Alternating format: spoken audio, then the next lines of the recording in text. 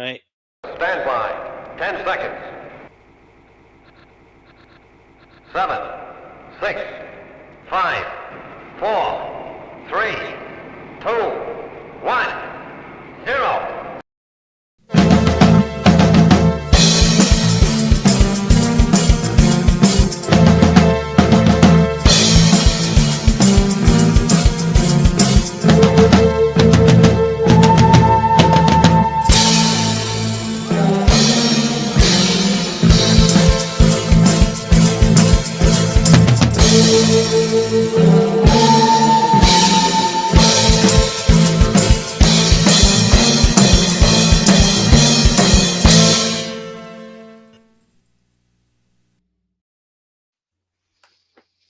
Hello. Hello, everyone. Here we are again. Yes, here we are again. Hello, lads and lassies. You And sure you to got the do, license for that internet? I heard they introduced the you need to identify everything you do online now.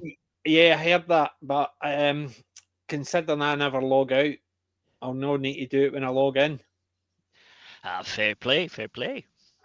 So, but aye, how are you, Jim? How's you been? It's been quite decent today. We've had the lovely summer weather. Not We've too had hot. lovely rain. Oh dear. Well, we went out mini golfing just because. I had a little bit of fun doing that. Aye, I, well, st- I I went to the dump and then I went for a nice all you can eat buffet meal. Wait, isn't it usually the other way around? Yeah, well, I was out actually getting rid of. I got a new seat. You can see it there, and basically the old one, it was a lot more comfy than this one.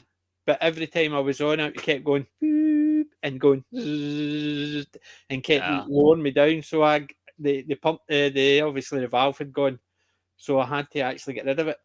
But I saw that cheeky bugger roaming the empire, saying it's we talk weird and we talk nerdy. There's nothing weird about the way we talk at all. No, it isn't. He needs to check his hearing. Yeah. So, And those asked, don't put the link in the chat. It's the last time that happened when I was on a chat, one with the father. mhm.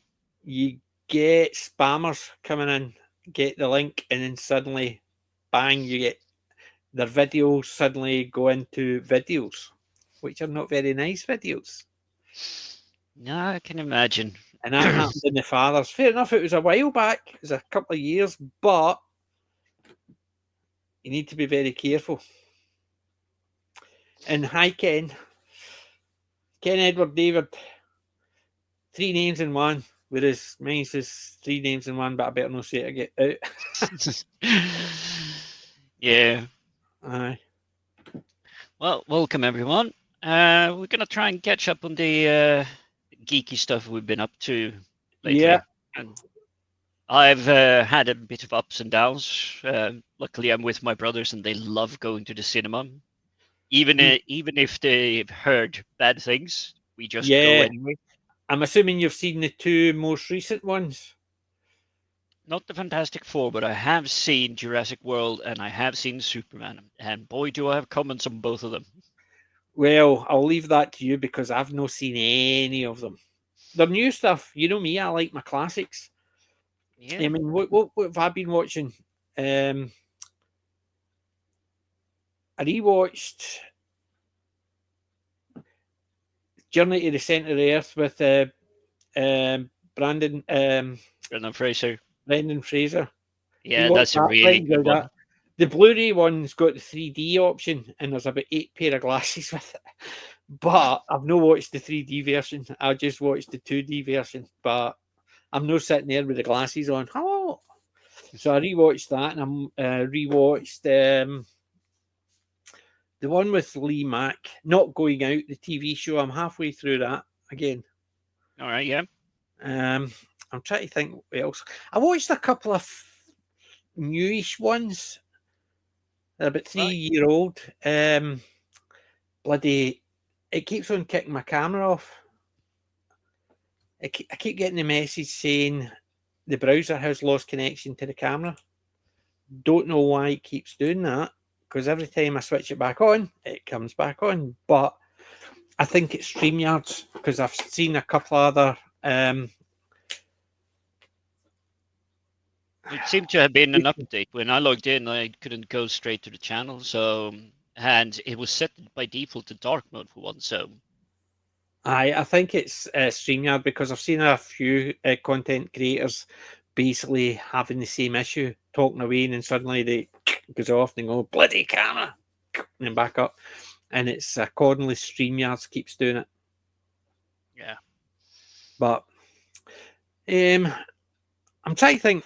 There was a couple I rewatched recently, and it's they're newish ones. One is called High Potential, which I quite liked. It was a TV show again, but it only got one season. Didn't get a second.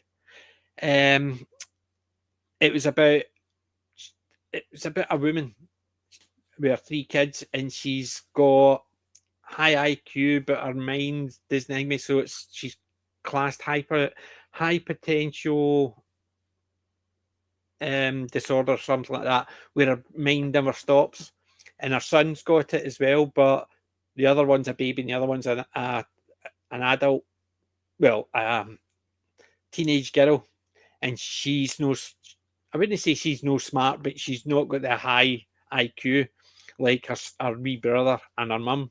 And it's about her mum did something, and she in the police station, she was a cleaner, knocked a board over and tried to put it all back together, but she saw some problems, so she fixed it, and then she gets dragged into the police station, and eventually she tells them what she did and how and why, and then they offer her a job, and it's that. But it had, like, I suppose, like the mentalist type thing. No, was it the mental? The mentalist. She sees things differently and stuff like that, and it helped the police. So it was actually not too bad, but it only got one season. And the other one was called Deception. It's about a magician. His brother gets convicted of a murder he didn't do because they were twins, and he was a magician. And him and his brother used to always do magic trips where they disappeared in one city and reappeared in the other. But the two of them, they being twins. no, they grew up not telling anybody about being twins, so they always lived separately, and they used it in their magic. But Vinnie Jones is in it. He plays one of the assistants to the magician who does all the work in the behind the scenes to make magic work. So they use a lot. Basically, the engineer. He's the engineer. There's another one it does all the technical side, and the other one who builds all the props and stuff like that. The girl who was in, what was she in? She was in Death in Paradise, the very first episode.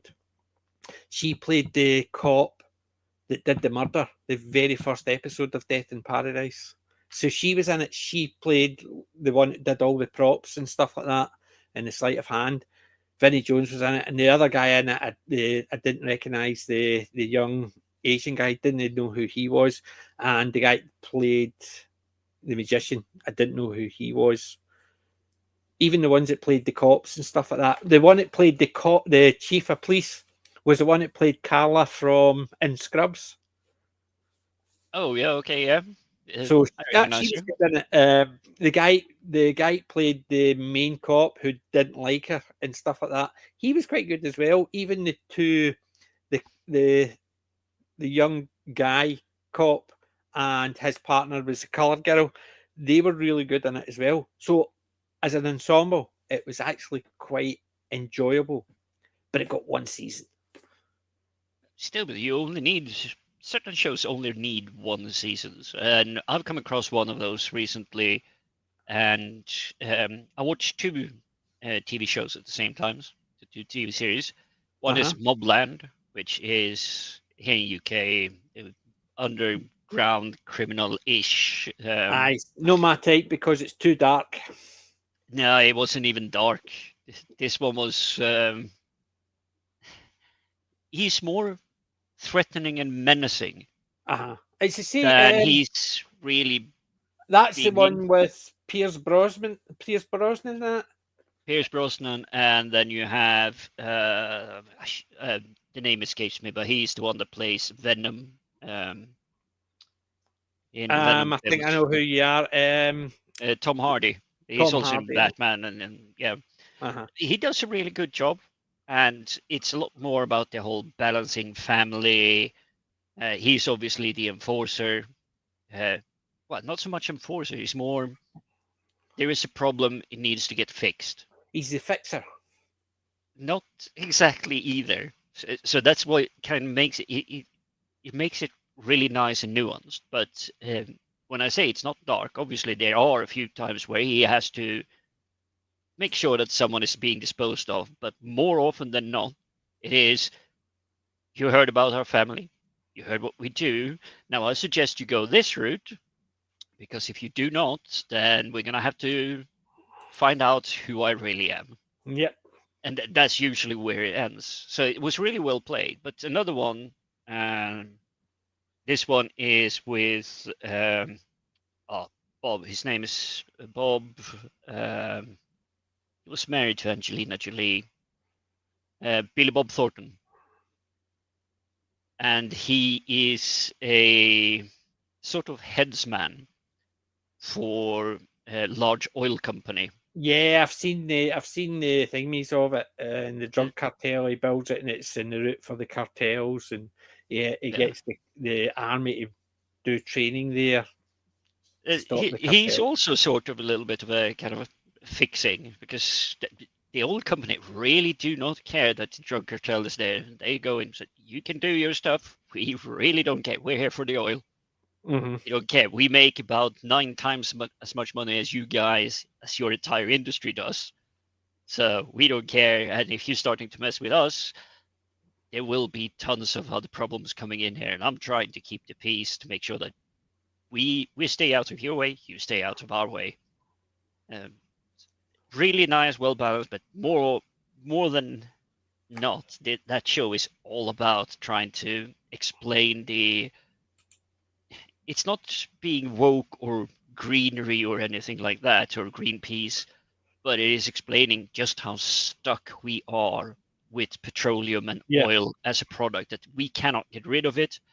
We create the dependency that we cannot get out of, and we have to produce because if we don't produce, someone else will have to, and it is nothing we can stop.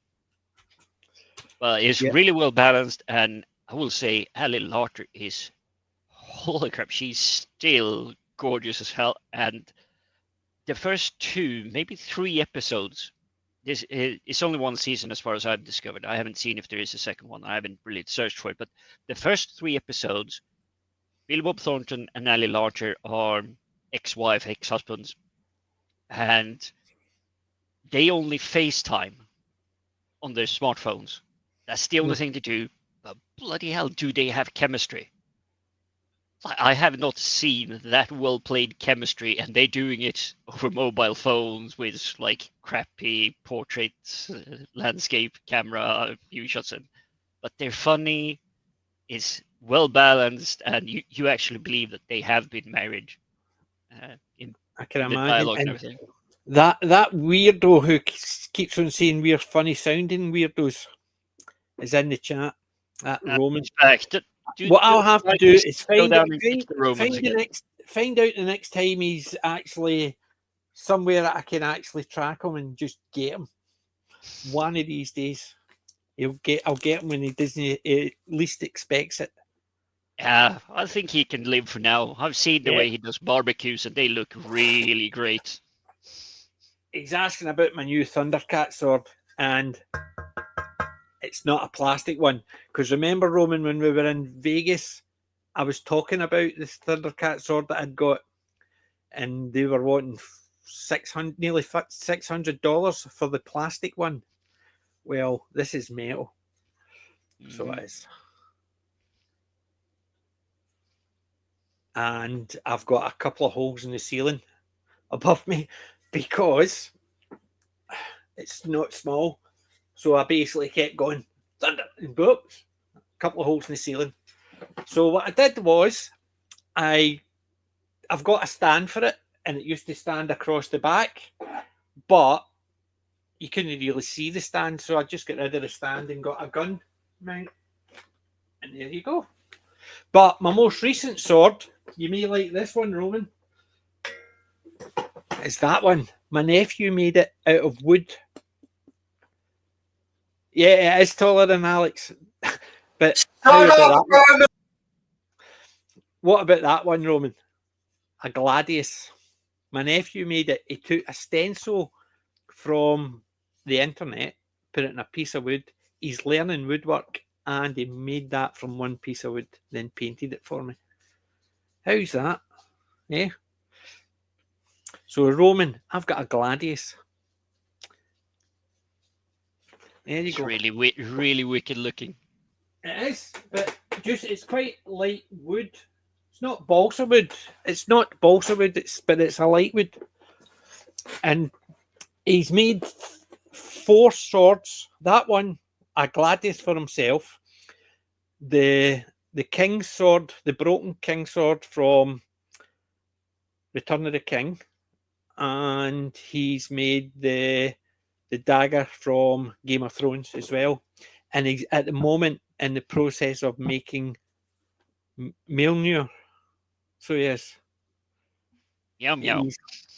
he's basically made Thor's hammer. He's basically, I mean, he's just got to sand it all down, put some of the engravings in it, and then paint it. So when I was over a couple of weeks ago, I managed to. It was holding. It was. Sorry to interrupt. We may be having a guest on. Not a problem. We'll continue with the sword stuff. And my brothers, they knew I loved playing the game World of Warcraft back in the days, where it was still. It was a world to explore. It wasn't like you just jump on YouTube and you see how someone plays it and then you copy what they do. You literally had to explore. Mm-hmm. And one of the really big bad guys in the lore and mythology, the Lich King, we're talking big badass Lich King, he had a sword, Frostmourne. And unbeknownst to me, there were apparently some proper blacksmiths that made, I think it was 2,200 copies of that sword in proper size, format, and everything, proper steel. And they got one of them for my birthday, and I think I got number 1,907 or something like that. It was, but it is a beast of a sword. It weighs over 16 pounds. No, that's heavy. That is really heavy. I tried to lift it with one hand, and on the flight back to UK, because obviously UK doesn't like knives, if we put it that way, this definitely, you couldn't even swing it, but I tried to lift it with one hand. When I was sitting on the flight back to UK, it's only a 2.5 hour flight, my back and my shoulders were hurting from just trying to lift it. I didn't lift and swing. I was just like lifting it up, and I was like, okay, that's a little bit too heavy. Aye. And I was for the longest time trying to figure out how in the world am I going to mount this on the wall, because it comes with a proper wall mount fixture. Aye, but basically the wall would just go. Ooh. Yeah, it's 16 pounds. I don't even think a proper British oak wall would be able to hold that up. I was going to say, Matt's Matt's in the chat as well. Hi, Matt. Hey, Matt. Yeah, Matt. We'll challenge him to duel. I'll use Thundercat's sword. He can use. If I be swinging Frostmourne, if you're standing in the path, it doesn't matter what you have, you will be clipped. I'm using Thundercat's sword, so basically that's a magic sword as well. So, hey. This isn't magic. This is just physics. If you're standing in the way of the swing, whatever is standing in the way of the swing is not there anymore, or at least in 2 pieces. And basically my Thundercat sword I'll just anyway, the Roman, if I was coming to the States, I would get him to make one, but you imagine putting that in my carry-on case. or the case at all going through the scanner. Beep, beep, beep. Why have you got a sword in your bag? Leaving the country. You know Yeah, what I mean? um, That would be fun. I was just for the longest time wondering. I know that it looks like a replica, and any like air security controller Yeah, would there's not Ian. be going. It's like, yeah, that's a stabby thingy. We're gonna take it away. They wouldn't even be able to lift it. Hey, Ian, how are you doing? I'm all right. I'm rendering something, so I can't use my mics. I have to use the computer mic. I hope I sound all right. Yeah, you Yeah, sound you clear. sounds good. Oh, good. Yeah. That's good. How's it go? Yeah, Hey, Working on Rebecca Gold. yeah, I've almost finished it. That's what I'm Yeah. rendering at the moment. So. Can't wait at all because I'm looking forward to that. I've been Yeah. watching. You've been on a few. I've been watching a few of your old interviews as well. Yeah, You've also your interviews have been on Instagram. Parts yeah. of it. I've been talking a lot of rubbish, so. I found them quite interesting, rubbish. Yeah. So how have you been? I've been all right, mate. Yeah. How's you guys been doing? I've been great. Thanks very much. Well, hopefully we'll see each other because I hear that Gary's going to be in Oxford this time round. I don't know whether. Did you not hear what he was talking about? That Mm. he liked Oxford, but Mm. because trying to get a place, it's starting to look more like London again. Well, Because that it's suits more me fine, central. I guess. People Yeah. getting to Oxford is more difficult than people just going to London because there's so many. Yeah. So Oxford starts to become a hub now, so it's expensive to get there, and then finding some place to stay. yeah, they're talking about the end of September, beginning of October. Yeah. I'm keeping my eyes open because I'm desperate to come down.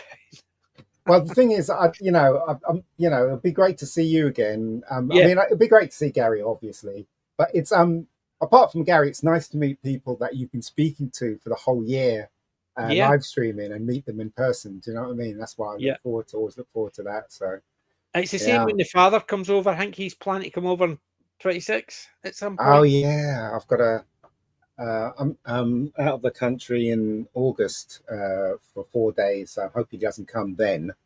You can guarantee. I'm hoping when he comes over, he lets us know in advance so I can come down and see him and meet him. Yeah, I've met him before. He's a nice guy. He's quite tall actually, and don't shake his hand because he will break your fingers. He's got a oh, there you go. Don't shake his hand. he's got a grip and a half for a priest. He's not very gentle, but he's fun. I like him a lot. That's why you do the Viking handshake, where you actually grab the forearm instead. Yeah, there's a weirdo in the chat in the studio. Oh, it's the weird sounding one. It's the weird sounding one. Oh, yeah.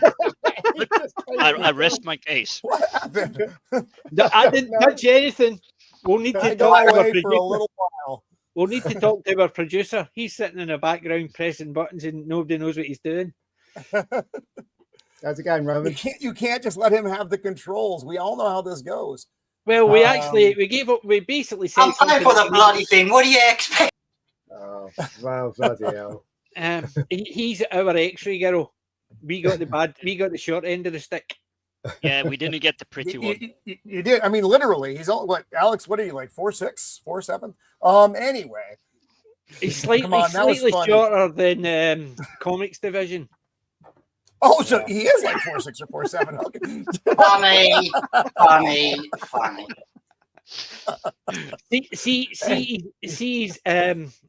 He's avatar. That's actual size. Do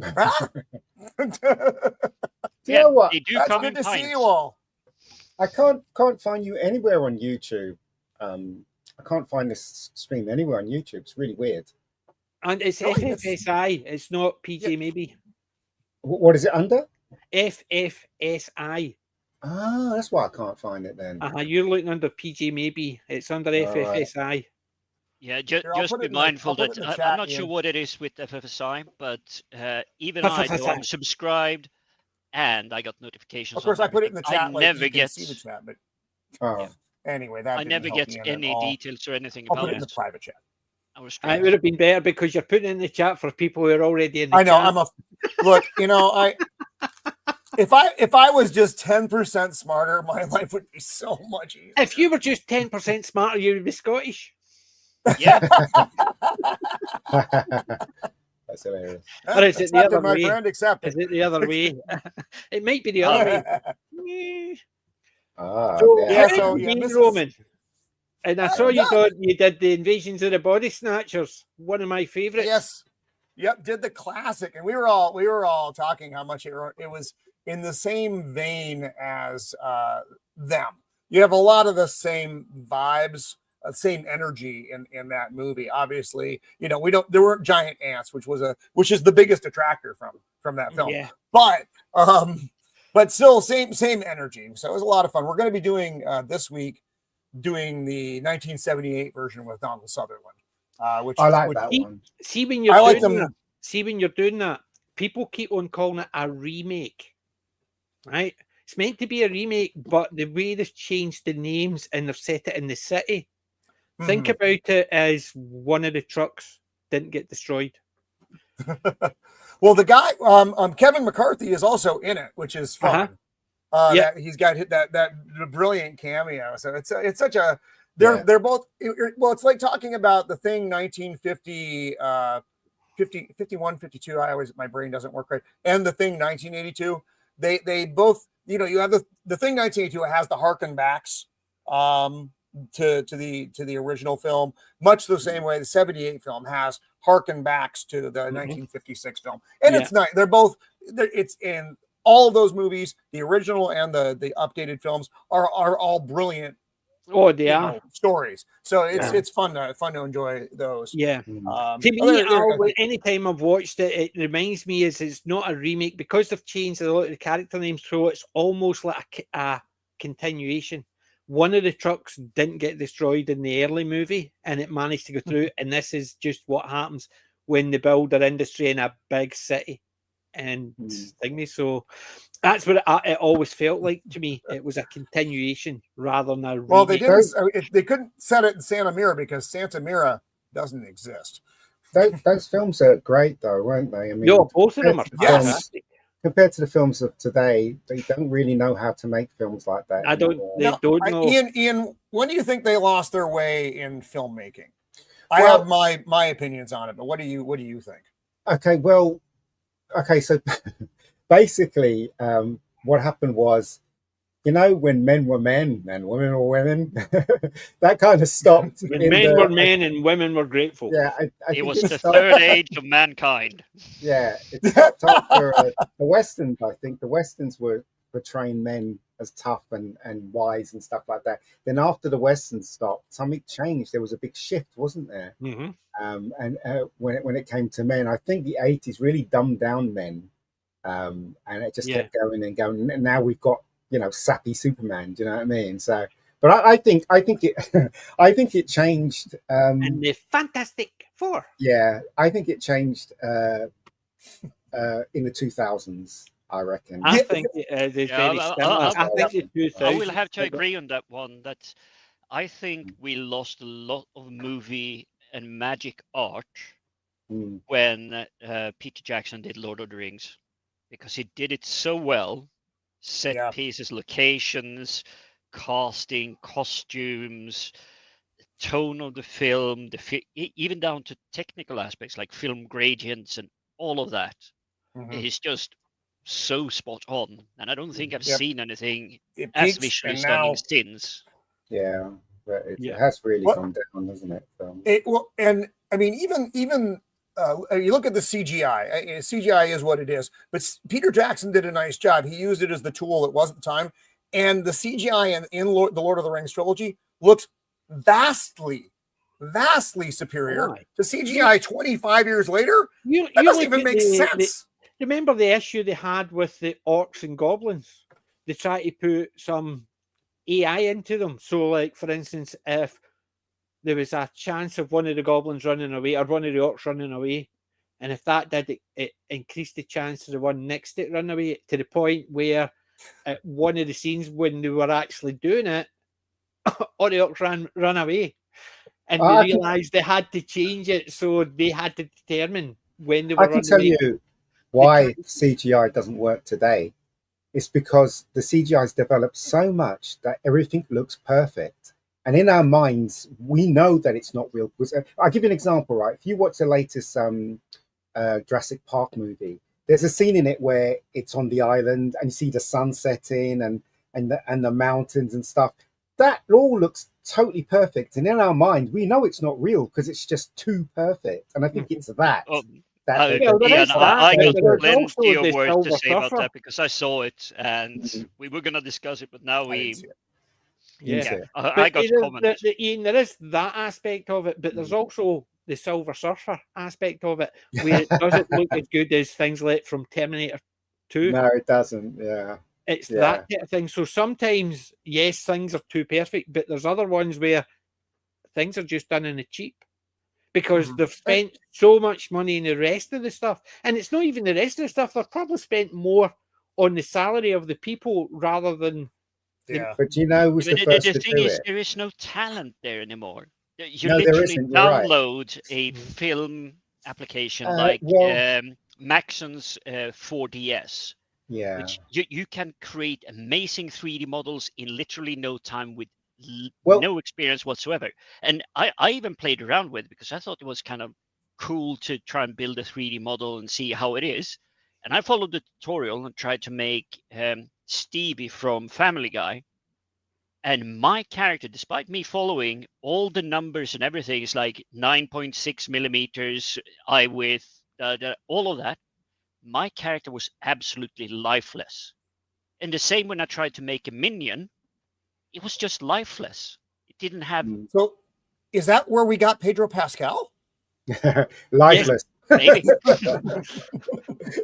Maybe. I've not seen a thing that he's been in, even the Equalizer, that I thought he was a good actor.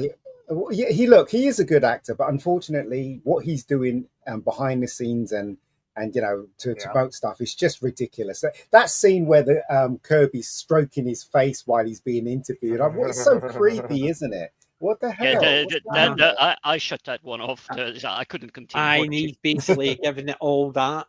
Yeah, no, it's awful, isn't it? Come on, really. But in terms of just keeping to his acting, I think he peaked around Kingsman.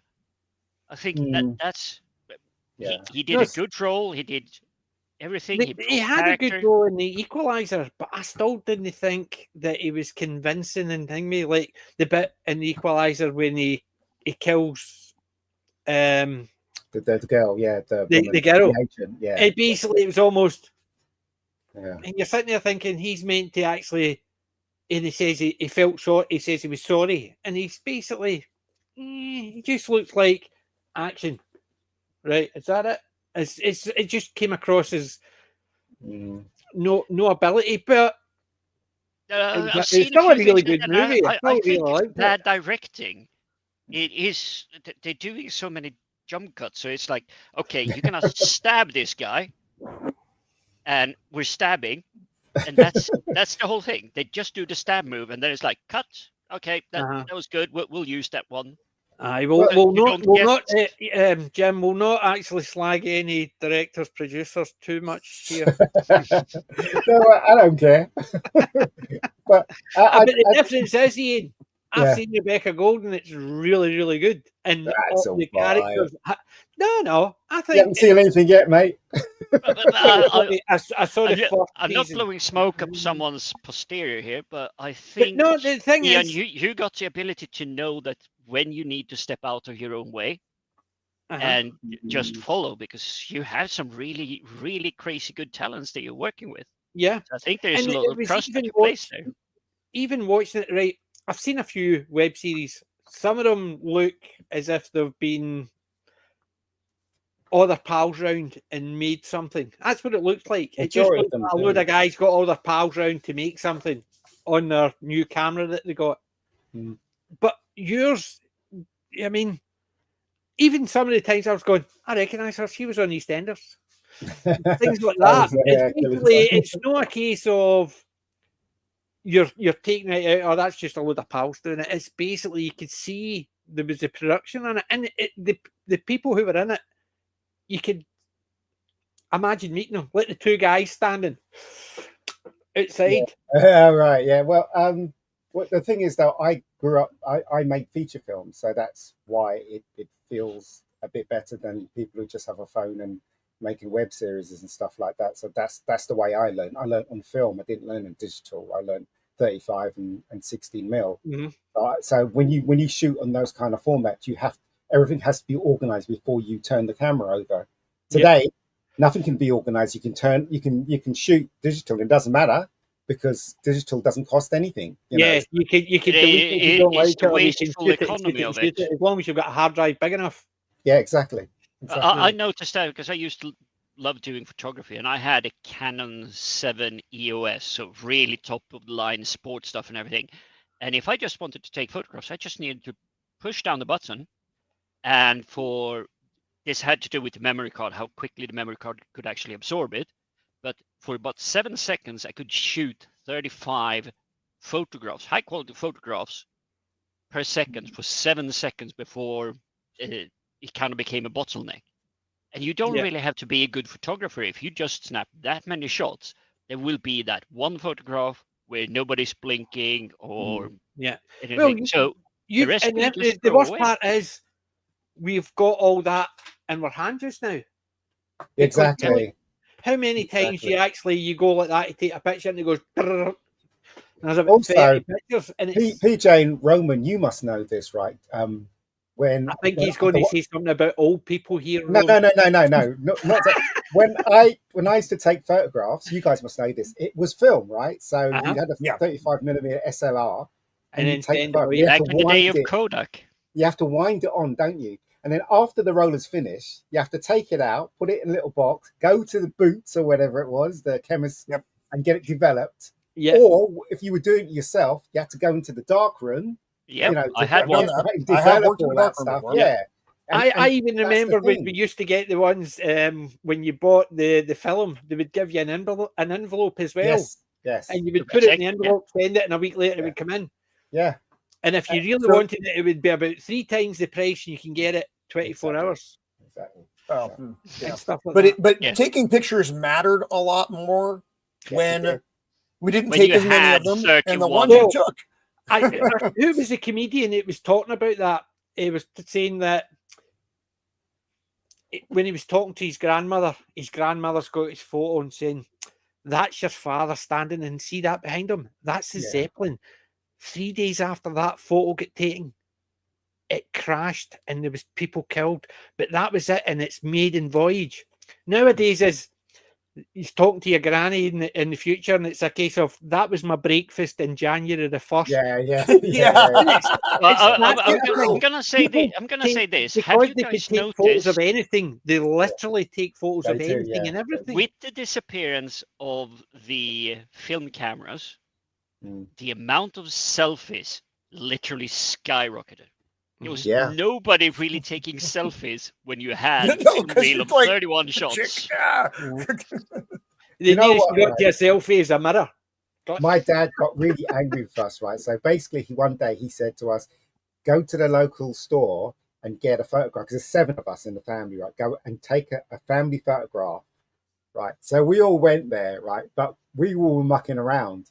And so when the guy took a photograph of us, we were all making really funny faces. And then when it got developed and my dad got it, he got so angry. He was so angry. But the thing is, though, the picture's still up there, and we always laugh when we look at the picture. Do you know what I mean? Well, I've got a few of those. I'm from a big family. My dad was the oldest of 7. My mum was the oldest of 7. And all our family used to get together. And we've got a load of pictures where it's all the family in, and there's like 20 or 30 of us all sitting there, but you'll see somebody go, "What?" Yeah. Literally that. The picture's about to get taken, somebody will go, "Hey," and that's it. One person's turning around. Every single photo, there's always something happening. But that's great. And it is, and you can look at it and you can go, "I remember that day because so did that," and it's that. Whereas now, When was that taken? It could have taken Everyone's any time. documenting their lives on Instagram and Yeah. Facebook, and it's like, I don't need to know what you're doing every single moment of the day. That's Mhm. crazy, right? It's Yep. crazy. But I think nowadays, because cameras, videos, YouTube, the lot is around that, memories are being forgotten, because you see pictures and you can't tell when that picture was taken, because it's just another picture of the same thing that you've taken 50 of before or after. So when was that picture taken? Well, that was the day. I remember being sitting in my man cave in that day because of this. No, I've got pictures like that anytime I was on YouTube. So when was it? When Yeah, I when mean, you took a picture and somebody was smiling or laughing accidentally, right? That was the capture of that moment. But now on your phone, if you press, you can keep pressing all the to time, make and it sure you doesn't get the matter. right photo. And No, all Yeah, the those ones candid where shots, the somebody's best candid turning. shots. Yeah. Because there's no, it's basically you've suddenly got that picture where everybody's looking straight at the camera, because all the other ones you might Yeah, have somebody that one. turning, but they come back and stuff like that. So you can't you don't have that memory where I Exactly. remember so did that, because they're all sitting there. Also, you don't have And the red eyes where you look like a devil. I'm missing Right, those I days. used to Miss get the them. pictures and scan them in, and then try and take the red eye out of them and stuff Oh, I like remember. Yep. that. I, for the life of me, could never not get a red eye, even in the school photographs. So we Yeah, it's did crazy. the class photo, and we did the individual headshots, and I always had red eyes in both of them. I But you remember know, my school. I've got my two school photos, and oh my god! but you know what, PJ, right? Roman, you must have went to a school where they took pictures, you know, like a photo album, which because in England they don't have that, right? In England they don't have a yearbook or whatever it is. You Yeah, guys, we still have. you Yeah, we guys have. have, I have a box full of old ones. yeah. No, we got our school photo every year or whatever, That was it. certain years, and it was a picture you got. Your family We paid well, for. we, You we got. had Here's the sad we had truth the about the Swedish individuals. ones is it's kind of Americanized. So like the school year group book, but it was more for the police. Oh, was More for, it? it was literally mug shots. It's like, oh, there's some ASPO, so antisocial behavior for us UK people. But okay, yep, I, that's the I think one. the Americans are lucky though because they can look at those books and they could see what they were like, and they have a thing at the bottom saying most likely to be successful or a geek or whatever, don't they? Mhm. Don't they? Sweden doesn't You're do But yeah, reunions. they Do we do so reunions in UK? Because I know US does No. reunions. we do. I've never been to one of my reunions. I mean, I graduated back in '88 from high Right. school. But the problem is because this happens in the United States, no one stays where they were. I'm on the complete other side of the country, and quite honestly, and if you're watching, and you're probably not, I don't care about 99% of these people. I just don't. My best friends in high school and I barely stay in touch. And I know, but if you stay in the same community like your entire life where you went to school, these people are probably still your friends. But when you all go, spread to the wind like pollen, then it's not the same. Now it is easier to stay in touch in the modern era, but everybody's got their own lives, and they're like, we're all over the place. So like I said, I just don't care that much. I Did think you get it's just a the natural Roman? thing because you did are you- so bundled as a community when you're in school that you think this is going to last forever. But suddenly you hit 18, 19, 20, wherever it is, and you start scattering like the wind, or most do. I have checked in since I moved back to Sweden. I've checked in with a few people, and surprisingly, a lot of them haven't even left the hometown. They've been on a holiday, but they haven't actually even moved around in the country, which is really weird because you have a lot of places that you can go here. Yeah. With See, the that's- third largest I country in think Europe. That's Right, kind of I've got a cool. question. I've got a question for you. Okay. Did you ever do the? Have you got the pictures that when you were very, very young? Type of pictures like that. Oh, I've got one of them. Uh-huh. I'm surprised that's not a stone tablet. You cheeky bugger. Oh, do you think that's bad? Do you think that's bad? What about that one? Ah, is that you as well? Oh, Wow. But that's what I'm saying. cute. How many people nowadays have got the picture where it's basically you've got the one picture of a certain age? I have, Now, yeah. PJ, you can send that one across to me, and I can do some magic to it without making it look like you have been Hollywood replicated. well, basically, my dad used to do all that. He used to take the pictures like that and take the creases out and the stains. But to me, that's the picture. I understand. Yeah, it should be, Totally understand. and creases and whatnot adds the charm. But if you want It it does. properly repaired, just ping it across to me. And I may do that, yes, because but it's things like that. When I look at them, I think, like for instance, the baby photo. I remember my mum used to say, "You were a page 2 baby." Remember in the What page three? better than page 6. in the UK, no, long ago, it was a page 3. Oh, page right. 3 girls. It was a page 3 girl, topless in the paper, page 3. So she always used to say, "You were a page 2 baby," and I'm sitting there thinking, did that mean I was Roman, on the you paper? missed so much. And Yeah, then Roman. she showed us the picture because What are you in people the- doing over there? In the you've heard about it in the 70s, past when Yeah. Benny Hill was on the TV. in the and stuff 70s, like that. they had They had a newspaper topless called The women. Sun, I had the and son. it had page 3, and on page 3 would be this topless, gorgeous model. Interesting. Full they'll spread say, yeah, page. yeah. We're Now that's a talking way to the sell entire papers, page. my friends. Yeah, that's how they did sell papers until the angry people said Yeah, no more. yeah. Stepped Hey, in and Oi, wait a minute. He just saw that. But I was Thank you, watching cheeky clips bugger. from Married with Children today, right? And there was this whole montage of Ed Bundy fancying all these women in the show. It'd never be able to do that today. Oh, You'd no, never be able to do definitely that not. today. It's crazy, right? There So are much so fun. many Such a shows. couldn't make simplistic today. honesty. Yeah, you can't. Yeah. So And they're not even that old. No. It was a little Big bit Bang one-sided. Theory. I will give this. It was a make bit that today. one-sided because it was No. always the big fat women coming in trying to be Cinderella, Ah. finding that one pair of shoes that she definitely could not fit into, and that was his job.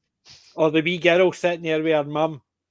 You're going to be a shoe salesman your whole life. Well, look next to you. That's what you're going to look like. Yeah, that's hilarious. Yeah. What about that one where he was having the dream, and he comes, the sexy woman on the bed. He comes in, and then he starts talking to her, and then another woman comes in and says, "Oh, you're what you call it? You're with another woman." And then he says to them, "Okay, well," and they get into the bed and they start fighting, and then they say, "This fight's not working unless you join us." And he jumps, but he comes out of his dream, doesn't he? Before he gets to them. It's hilarious, absolutely. No, hilarious. ma'am. Essentially, he's just the live-action play of Homer Simpson. More or less. But Yeah. Helm Simpson is not that Yeah, horny. they're definitely distinct. I wouldn't want to conflate them too much like that, but there's still that is how I would imagine Homer Simpson. If it was real life, it wasn't cartoon. See if I you're can't believe it's looking. still I know on. it sounds weird, but see if you look at The Simpsons, you can see when we were talking about the decline of movie making. You look at The Simpsons, Homer, how he was in the early seasons, and it got to the point where he suddenly became the joke, the butt of a lot of the joke. It's development, yeah. His development went downhill because he was the dad, he was the angry, but he wasn't too dumb.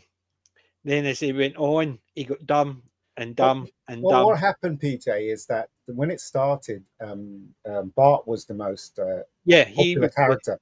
But as it developed, right, and people got tired of Bart, it suddenly went to Homer, and Homer was really funny being stupid, so they just carried on with that. It's just, and he just got. He became more and more Yeah. stupid. It's basically got to the point as he was that stupid. How is he actually breathing in?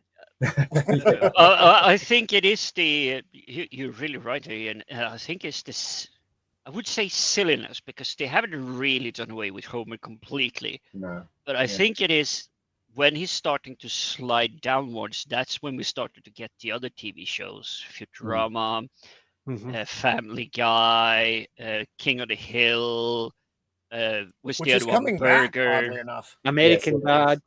American Yeah. Dad, I yeah. liked American And- Dad. I thought American Dad was hilarious. Mm, I liked the alien. The alien was my favorite part because he was very racist, which made him funny. And he was basically Paul Lind as an alien. So it worked for me. It worked for me on a lot of levels. It was hilarious. They could keep Really? Wow. I think somebody was on some stream. They were talking about Sanford and Son, and I wrote in saying, "Do you realize Sanford and Son's based on Steptoe and Son, which is a UK Oh, I didn't sitcom. know that. yeah, But they made them black in Sanford and Son, and in England they were white, weren't they? Yeah. Old guy and basically Harry H. Corbett and Wilfred Bramble. yeah. But Harry H. Corbett was older than Wilfred Brandon, wasn't Yep. he? Mm-hmm. Even though he looked older. Yeah. Yeah. Man About the House was Three's Company. Yeah. American. Oh, okay. So I didn't know that either. Wow. Yeah. Look at me not knowing stuff about British stuff. Shocking. Everyone's like, Roman doesn't know that. It's Roman funny doesn't. that how really good British stuff goes over to America, and some of them become really good or better. The Office and stuff like that. But The sometimes Ropers. when it goes the other way, It doesn't. Yeah. The things like Ropers, wasn't it? that, It was a the spin-off, wasn't it? Ropers, that 70s show. Nope. Yeah, it didn't work out here. Yeah, but that 70s show completely runs on the fact that we have the bad guy from RoboCop. Oh as yeah, the yeah, dad. Red Bitches leave. Because I've only ever seen one Cut- other person doing is it it Cut that Red well, and that's something or other?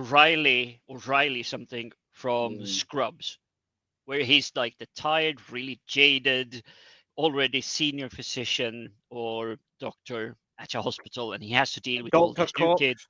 Dr. Cox, yeah. Dr. Cox was my favorite part of the show. Oh, he was Yeah, absolutely absolutely. fantastic. You know what I mean? But see, Scrubs, the early stuff, they did it in such a way that I think the whole ensemble cast, there's certain TV shows, the whole ensemble cast, there's not one that sticks out as bad. You look at Fraser, even the dog fitted into that was ensemble amazing. cast. Oh, yeah. Fraser. Amazing. One of my whole favourite cast, shows. each member of the cast didn't bring it down a bit. You've No. got ones where certain members of the cast, you think, if he wasn't in it, it would get better. Whereas things like that, Fraser is a perfect way to do a spin-off of an original TV show. Cheers. Yeah, it was. Cheers was another one as well, where the whole ensemble cast. You look at Norm sitting at the I mean, Norm and Cliff sitting at the end of the bar. They're just basically two barflies, and even they actually appeared in other TV shows as Norm and Cliff. Yeah. And it didn't need, it was not just the main characters, it was even the side characters, because Cheers was so popular that the whole ensemble cast, even the barflies. You look at the wee guy with it used to appear every so often with the glasses. He was always, the two of them used to always hang me, and he was just sitting in the back, but occasionally he had his stepping up to the bar to say something, and it was funny. And things like that, when you bring in characters like that, and they didn't bring it down. There's certain programs, they bring in extra characters every so often, and you're sitting there thinking, it doesn't work. It is. That actually go ahead, Ian. Sorry, Cheers is great. It's a great show. I mean, we in England we didn't actually catch on to it too much. It's only when they did the reruns and the repeats, and that's when we kind of caught on to it. But it's strange how some really good American shows don't really make it in England. Like, I'll give you another example. I don't know if you guys know Psych. Psych was big in America. I know, you know, everybody knows. I love Psych. The thing is, there's Psych as well. Like How I Met Your Mother, the main character is the worst one in it. Yeah. So like the one that. You hate. For some reason. It's always Channel 4 always used to buy those American sitcoms, didn't they, and put it on and try to make us like the American sitcom, like How I Met Your Mother was one, and what was the other one? There was one sitcom where, I don't know if you guys remember this, where this lawyer had divorced his wife and went to a small town and was a lawyer for the town, and he owned what do you call it? What do you call it? What do you call it when you throw the ball and it hits all those rickets, whatever? Bowling alley. He owned a bowling alley. He operated from there. What was that show called? Oh yeah, Used to I show know. that in the I mornings. remember this Channel one. I do not know 4. this. Yeah, Channel 4 used to show Yeah, it. he's like the town lawyer, but he Yes, lives The above the US bowling did alley, a and he also Faulty Towers. They did the Faulty Towers with it's B. terrible. Arthur, Yeah, and it was terrible. yeah. They also I did don't- it with. I know Faulty Towers. I didn't know we tried to do it over here. Yeah, they did try to do it twice. They did it once with B. Arthur, and they did it once with. Oh, it wasn't John Goodman. It was oh God, it was the one that was in Benson. Oh, yeah. It wasn't the guy that played the governor. It was Yes. the other guy. The other They guy, tried yeah. it twice with them, so that didn't work. Rising Dam, I don't know if they did. Right? No, they before we didn't. jump too far away from sorry. the whole thing about the little guy in the bar in Cheers, like the quality, the subtle adding of context or life to the universe. I saw this on Twitter, X, which I refuse to call it, just a few days ago, and there was a lot of people discussing a thread about just stuff in films that added more value to it. And someone pointed out that the most perfect thing of adding life to a universe or background that is there is in the original Star Wars film. So not the New Hope, Star Wars. Exactly. I never call it A New Hope. It is always just Star Wars. Yeah, it's the two stormtroopers that are being moved out and say, okay, you're going to guard this bridge. And the other guy turns to the other one and says, you know what's going on? Is this a drill? Is it an exercise? It's probably just an exercise. And then they start to chill out like, it's nothing important. It's probably just an exercise. And you can relate to that so much in all the exercises and stuff that you've had at your own workplaces. It's just a fire drill. Yeah, I'm going to have to walk down the stairs and whatnot, but at least I'm showing that I know what's supposed to be done. But you're not being alert. You're not being, this is for real. And that adds such a complexity, a nuance, like a real life background universe. Something is actually happening. Yeah, something is actually happening that isn't the hero, the heroine, or the princess, or the king, or the princess, or whatever it is. Not even the villain or the villain henchmen or something. They got killed. Like the bit where they were. When somebody said, "Can somebody give me a hand down here?" And those poor stormtroopers go up there and they get killed. But you also have Bebop and Rocksteady in Teenage Mutant Ninja Turtles. I knew you were going to bring them up. One of your they are alive. They're not just stupid animals that got mutated. You have to go. I gotta go. Oh no, you just Masters of the Empire is ready for us to go on our supply run. So I have been summoned and I shall not disappoint. Else it's just a disembodied head sitting here next time. It's okay, Roman. I'm sure your wife's used to being disappointed by you. You know, you're not wrong. She's had to deal with me for almost 40 years. So Mrs. Maybe is always disappointed. Hey, all right, folks. It was good to see you. Take care, Roman. Take care, mate. Have a good one, Roman. And I'll see you around the interwebs. Yeah. See you later. Ta-da. Ta-da. Catch you later. Oh. So sorry for that complete sidetrack, but I just realized in that whole thread just how much they added nuances and life. They breathed life into the background universe where actually the heroes and the villains are traveling through. Ian, there's actually life there. Ian, do you notice in especially modern movies there is no wee bits like that? No, there isn't. It has to be big. But do you know why, don't you?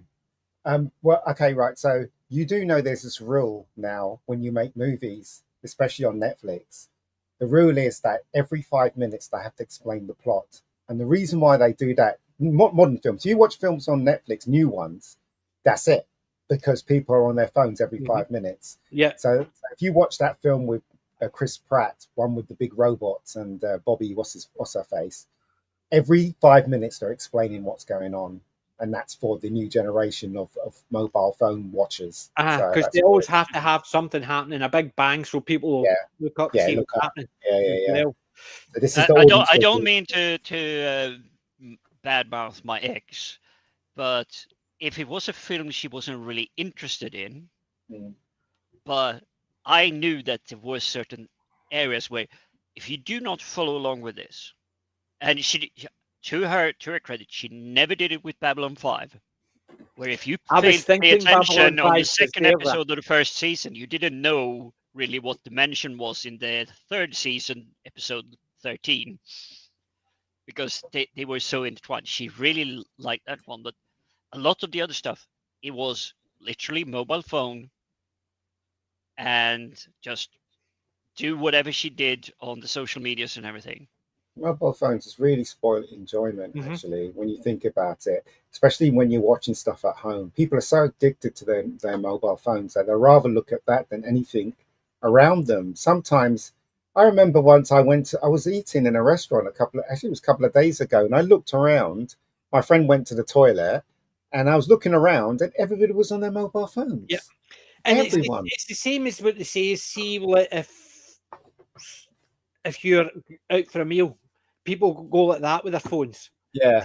to signify they're not going to pay attention. And somebody says, no, because it's still there. There, yeah. Still That's waiting right. for the phone call. Yeah. What you Yeah. should be doing is In the pocket, gone. and putting it away. Or in And the bag, yeah. me and my wife have got the habit is both phones are on the table. Mm. But it's not a case of we're picking them up every so often. There might be a case of like if I'm going, like we were out for an all-you-can-eat buffet, so we would got them shifts. Yeah. So It she would has go up taken and I would me. pick up my phone until she came back down, and then if I was going up, she would do the same. Yeah. But it was a It case has of taken me a long time when you're out at and a meeting or something. significant amount of effort. I do like my smartphone. I do like playing a few video games on it. I do like looking stuff up on YouTube. I love cooking.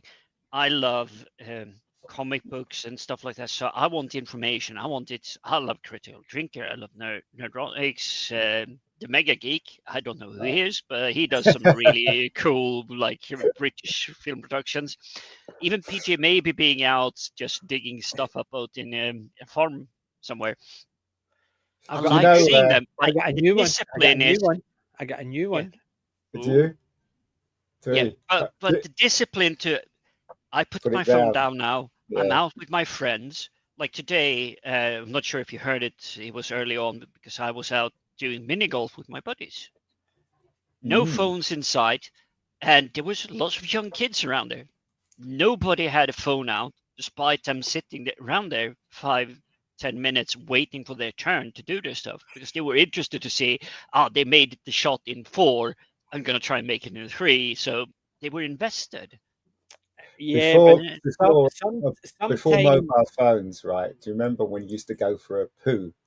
Or we used to take a newspaper in there, right? It's like, And now yeah. you take your mobile phone in there. But when was the last time you went to a friend That's crazy. and they had dirty, well, I wouldn't say dirty magazines, but dirty jokes magazines What, in the toilet? in the loo? Yeah. Yeah. I've been in loos where they had magazines in there, but now it's people just take their phones in there. Do you know what I mean? It's like, yeah. And they sit there for half an hour. yeah, It's on their like it phone. doesn't take you that long to do one. It's crazy. Life's gone crazy, man. It really has. Even the films. I mean, I don't know about you guys. You guys saw Superman? I hated it. I just thought, I've seen haven't. Superman, so but bad. I wanted to start with Jurassic World. Oh, Jurassic World. Oh no. But Have have you you seen it, seen PJ? you've seen Superman or the other one or I've both? seen them all. I've seen the Jurassic World, Oh. and I saw Superman and Fantastic Four. I haven't seen Fantastic Four, but shall we? Well, I'll let you choose. Do we start with Superman or do we start with Jurassic World? We want to start with PJ. I've not seen either of them, and Really? my mouse has crashed. It's basically doing nothing. Oh no! Is it run out of battery power? No, it's just basically I can Bluetooth. see the cursor moving around, but it's clicking on nothing. And I've Ah. got Windows on my screen. I think something's happened with one of the windows, and it's basically taking control, and I can't get the mouse to click it off. So alt tabbing, does that fix it? no, tried it. Tried everything. That's not good. No, it's not.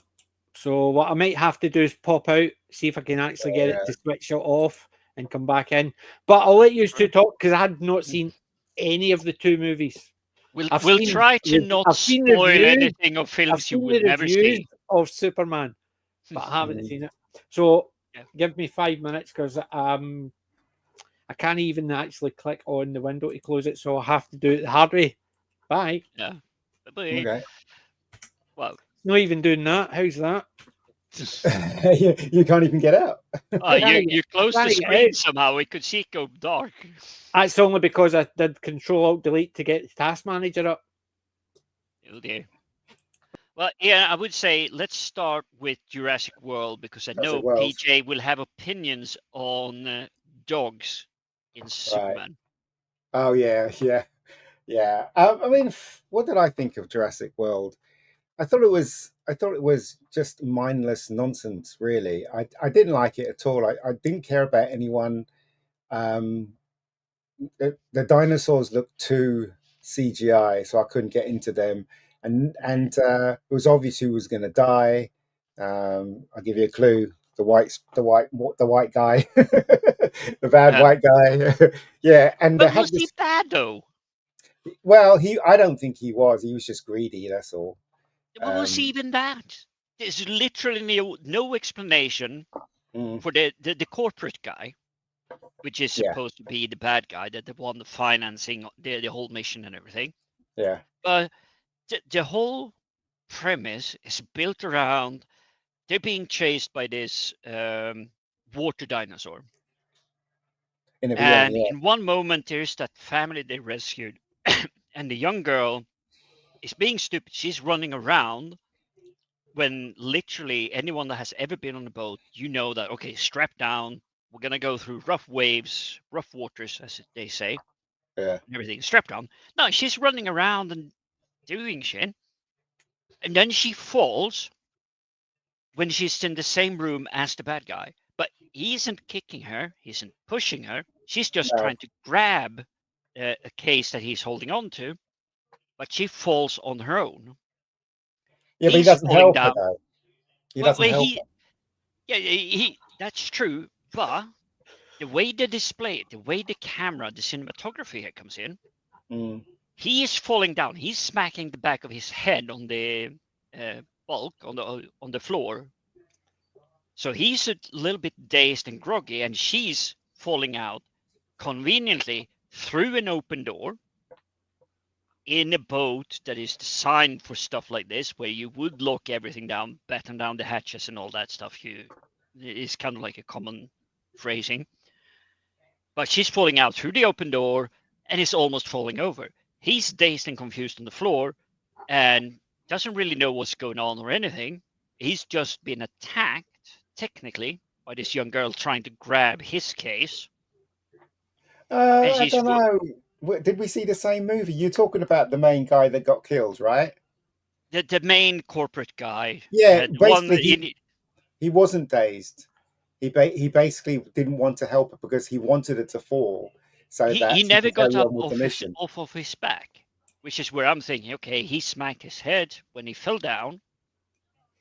So he didn't have the wherewithal to. No, he was totally conscious. You can tell he was totally conscious. He could have got up and tried and helped her, but he didn't. He wanted her to fall. So yeah, he was a bit mean. Put it that way. It was a bit mean. I will give you that one, but I think we're interpreting the thing a little bit. I would have considered him more evil if he had got up on his feet and walked to the railing and then refused to stretch out a hand. But the entire time she's flailing and falling down, he hasn't even got up off his back. Yeah, but have you ever seen Breaking Bad? A little bit of it. I didn't enjoy it, but I saw quite a lot. Yeah, that was 5 seasons. I would never get back. Okay, so there was a similar scene in that as well. So basically, the main character comes into a room where he's one of his best friends there, and his best friend is all drugged up together with his girlfriend, and he doesn't agree that his best friend should be with the girl.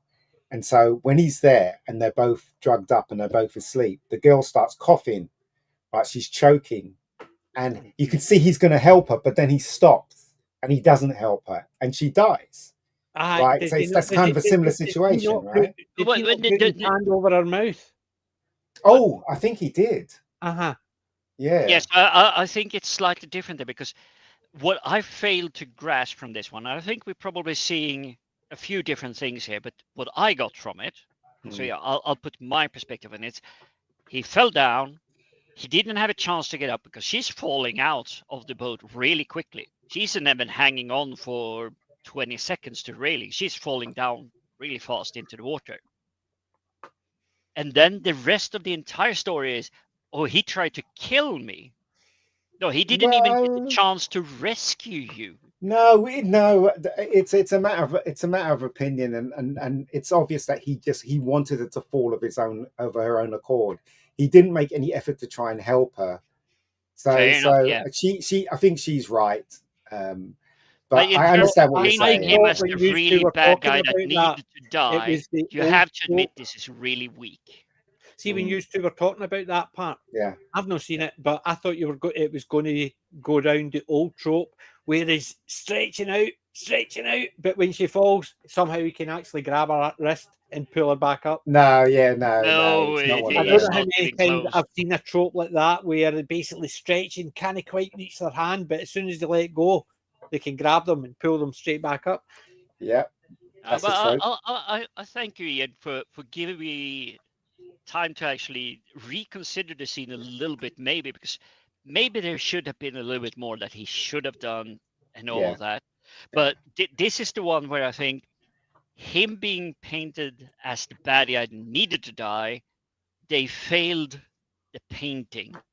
It was more an etch-a-sketch that get it there that he's not good. And he isn't good, even if you forgive a lot. He isn't supposed to be good. Yeah.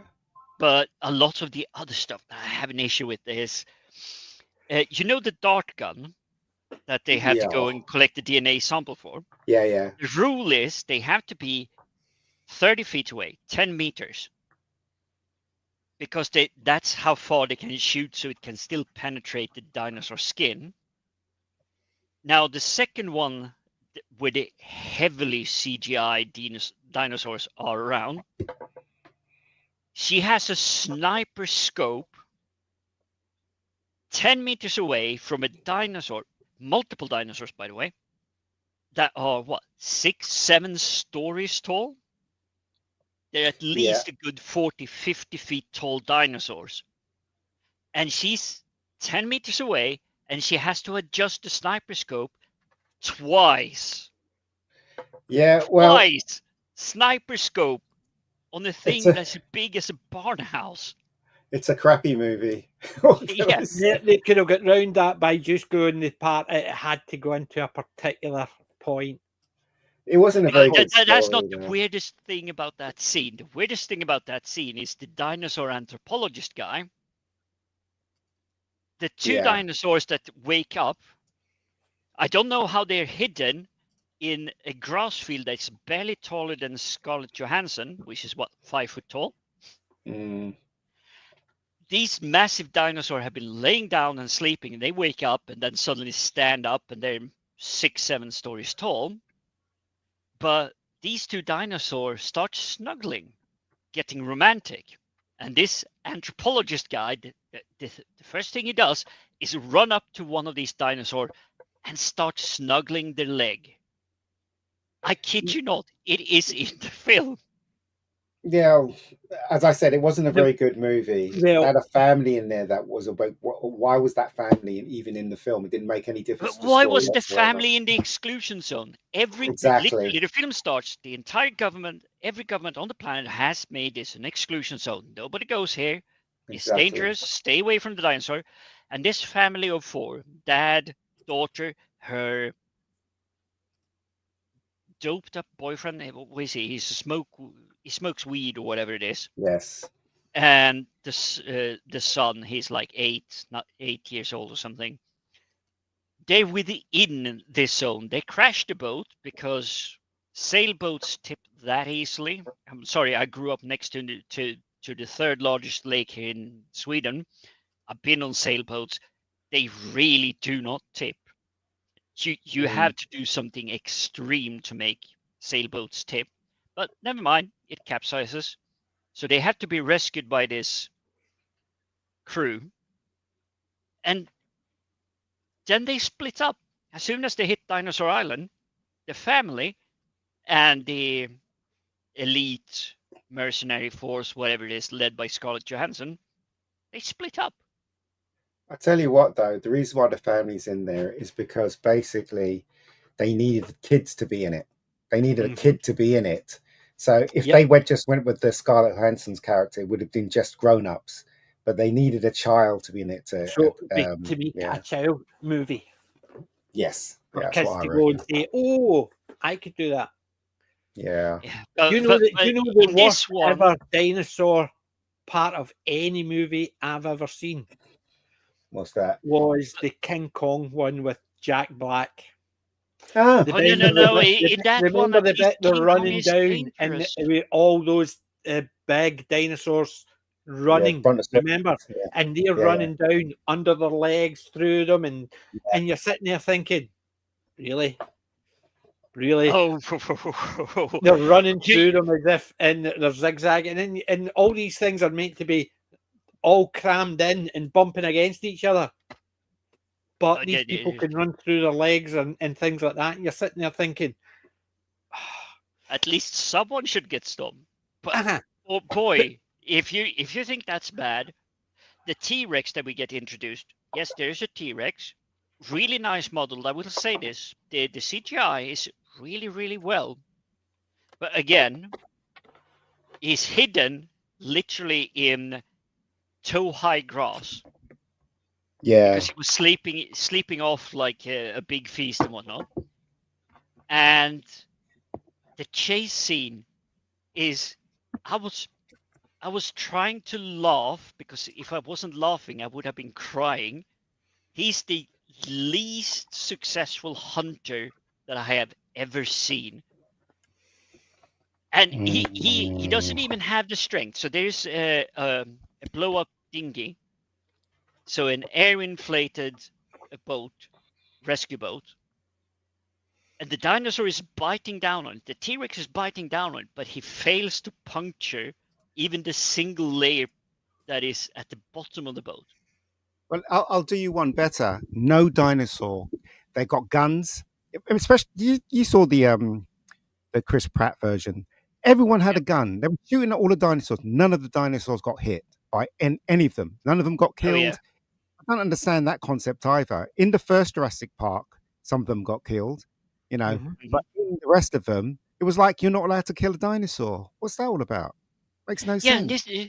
This is a really weird one as well, because the film starts with and I would assume he'd eaten some kind of fermented fallen berries and whatnot, because he's escaped the zoo in New York or whatever it is where we get introduced to this. So dinosaurs are supposed to be common. They're supposed to be understood a little bit more. But no, you still need some kind of expert because everybody else is clueless about dinosaurs. Yeah, so well. The film has so many things that you're just sitting there. See what you're saying about how dinosaurs didn't seem to be, people didn't want to kill dinosaurs. Do you remember, was it Jurassic Park 2 or 3 when it came out the boat? Yeah. And the dog, a chain to its kennel, and the next thing you see the kennel hanging from the T-Rex's mouth. And you're sitting there thinking, normally killing a dog, all of that is gone. There is no even brutal humor or anything. Even the bad guy that me and Ian was discussing, he's a he's half a second snack. It isn't anything brutal. It isn't anything, oh, he deserved that. Or yes, the bad guy really got it. No, it's like, snap. Well, yeah. it's like it isn't a very in good your film. mouth. It's not a very good film at all. And they made Scarlett Johansson dress like, I don't know. She didn't look attractive in She's that not film at all. good, but I would say she still managed. But is Scarlett Johansson? She still managed to stay attractive, and despite the script, I think she's delivering. She and Mahar, Oh, I'll the butcher his guy, the name. black guy, the black guy, Mahashara Ali. Ali. Yeah, yeah, Yeah, yeah. I they mean, he was meant to die, wasn't he? And they had a screening, and they killed him off, and then the audience didn't like it, so they made him survive at the made end. him for survive. some But reason. the film doesn't even leave an explanation. That was where I was going with this. Exactly. What See, did you think that's of another the thing, Ian. ultra mega As a dinosaur? professional in that, Mm. why, if somebody's got their vision of the movie, why would they change it? Why would Well, they the- actually try and get an audience to say, "What did you think of it?" Or, "Well, I better change it." If they've Well, got a vision and think that vision would work, would Well, let me people tell you a story. follow you? Let me tell you a story about Tarantino. Okay, this is from his mouth, which I heard recently. When he made, actually no, it was told by Robert Rodriguez. When he made Pulp Fiction, okay, before it went anywhere, he got all his famous director guys to sit down and watch the film, and everybody hated it. And there was one director that said to him, "When it's released, I'll write a thesis on it, and I'll tell you why it doesn't work." So Tarantino's really depressed. Okay. And then came Cannes and it won the Palme d'Or. And then came the Oscars and it won Best Screenplay. So basically, what Robert Rodriguez was saying, nobody knows fuck about films. Nobody, not even the most famous directors, know if something's going to be successful or not. So Yeah. nobody knows. Even I, as a Swede, I understood what Pulp Fiction was. It was loosely told stories that may belong together, but they're not together. So I Do you know understood that that- this was that- going to be a lot of stories, and they that may reminds belong me together. of- I just recently watched one, and it's Mm. not that old one, and it's actually quite a classic one now, which is a bunch of small stories as one movie. Mm. Mhm. Which It was one? It was the Ballad of Buster Scruggins. Oh, I Oh, haven't seen that. Yes. It's There's something basically about that. I just I didn't was want to see looking it. forward to it because Buster Scruggins is a character I want to watch a whole movie about, and Mm. it's short stories all put together because they're in a book, and that's the linchpin of it. It's a book. It's all these short stories in a book, and the stories don't have any link between them. It's just stories in a book, and you're sitting there thinking, why is it called the Ballad of Buster Scruggins? Because that's one part of it. All the other Yeah. part, that's what I thought. I remember wasn't they used to enough do that. Buster I remember Scruggins there's a in it, few was it? movies. That was the old horrors you used to get. Remember people telling Mm. their ghost stories or whatever. So you had 5 different stories because they're all telling them around a campfire. Tales from the Crypt.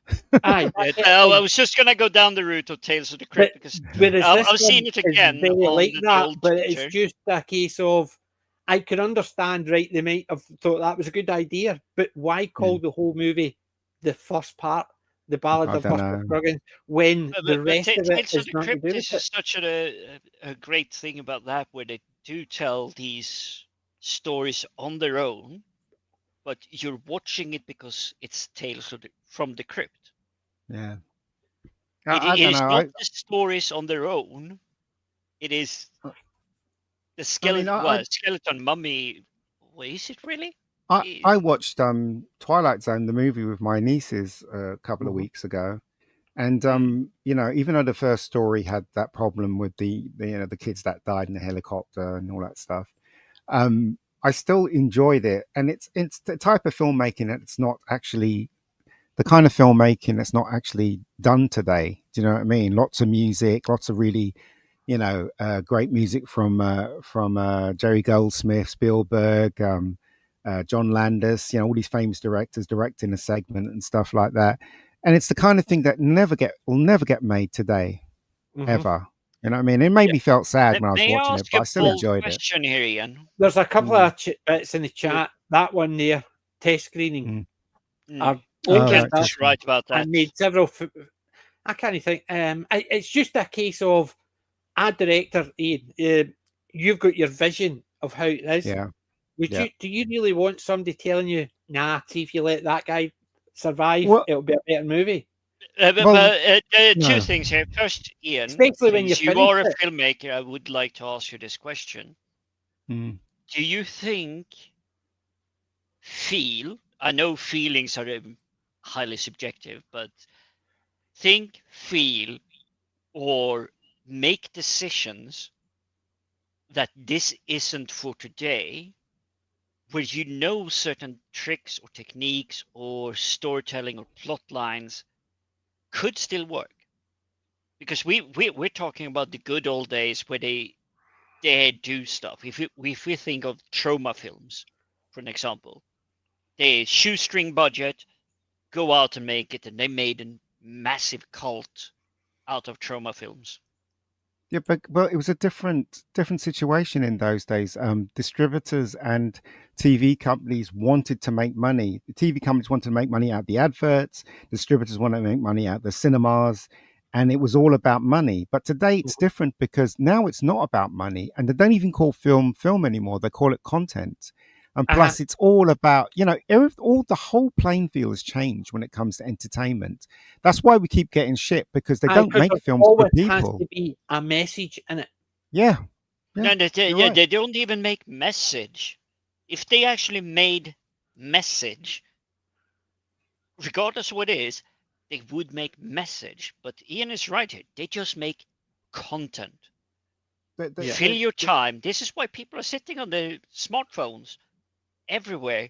They just want stuff. They don't want kids. I mean, everybody knows that kids are different today, right? Look, who are we to say what's happening with this generation is bad, right? We can only say it from our point of view because we find it alien. But for them, it's rock and roll. Like when kids discovered rock and roll, or I don't know, Bluey. Yeah, anything that the teenagers and the young people latched onto. Do you know what I mean? So who we would say the only thing about being a filmmaker in this time is you have to adapt. I do adapt, but I also try and keep the stuff that I love in stuff that I make, if you know what I mean. And I refuse to speed up my film, especially when you have to get to know the characters. If I speed up, that will involve you not getting to know the characters. So what I do is I try and find the balance, right? But also I try to stay true to what I believe film is. So, which probably make me a failure in today's world. It brings me back to the comment that we had from Kent here. If someone can bring it back up again, here is the test screenings. Fair enough. Test screenings can be valuable, but I do not think if you're a director, writer, author, creator, that you should completely succumb to this. Oh, they absolutely disliked it. Because all the big things I think of were technically failures or not immediately approved. Everything from The Hobbit, Lord of the Rings. Yeah, but there are a lot of stories about test screenings. Like there was one that Eddie Murphy said that when they made Coming to America, they all sat there with an audience and hardly anybody laughed. And then everybody thought, this is not going to work. It's going to be... I know it wasn't Coming to America. It was Beverly Hills Cop. And they thought, okay, it's gonna roll out and do whatever. And then one day they changed his character to be that more flamboyant because it was meant to be more serious before. No, this is when the film was made. They had a screening, and hardly anybody laughed. And then one day, Eddie Murphy decided, and his friend Eddie Murphy, I think it was somebody else, decided to go and see it. You know, when it opened, and when they saw it, they laughed at every joke. So you can't really tell. All you have to do is have faith in the vision that you put in the film and just be committed to it 100%.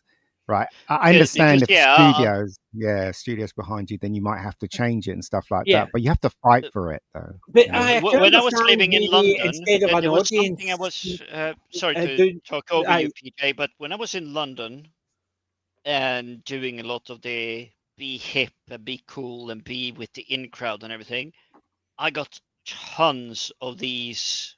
The company was called something yellow audience or something like that, and they always dragged you along to these places where it was Friday night, Saturday night at the Polo or something, late night at the Polo, and they really plied you. You got tons of alcohol at the Yeah. really dirt cheap, and the pre warm up comedians quite often were really top notch. I kid you not, we had main acts like the big comedians in UK. Now I'm trying to Jonathan and Carr, tons of these. I even saw the early days of the blonde lady that's really funny. Which one? Geez, the names escape me. Their shows were really great, but you were already preloaded before they started doing the filming to make it sound a lot more funnier than it really was. Mm. Because if you had the audience laughing at a stand-up comedy show already, you find it funnier. There's some kind of psychology going on there. I mean, I didn't mind if you get 3 hours of stand-up comedy for free and booze is half price off. Fantastic.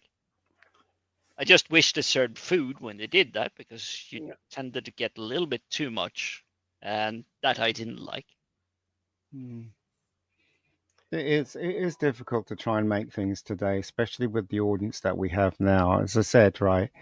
yeah, I suppose Yeah. it's like a girls film and a boys film. It's a case of Mm.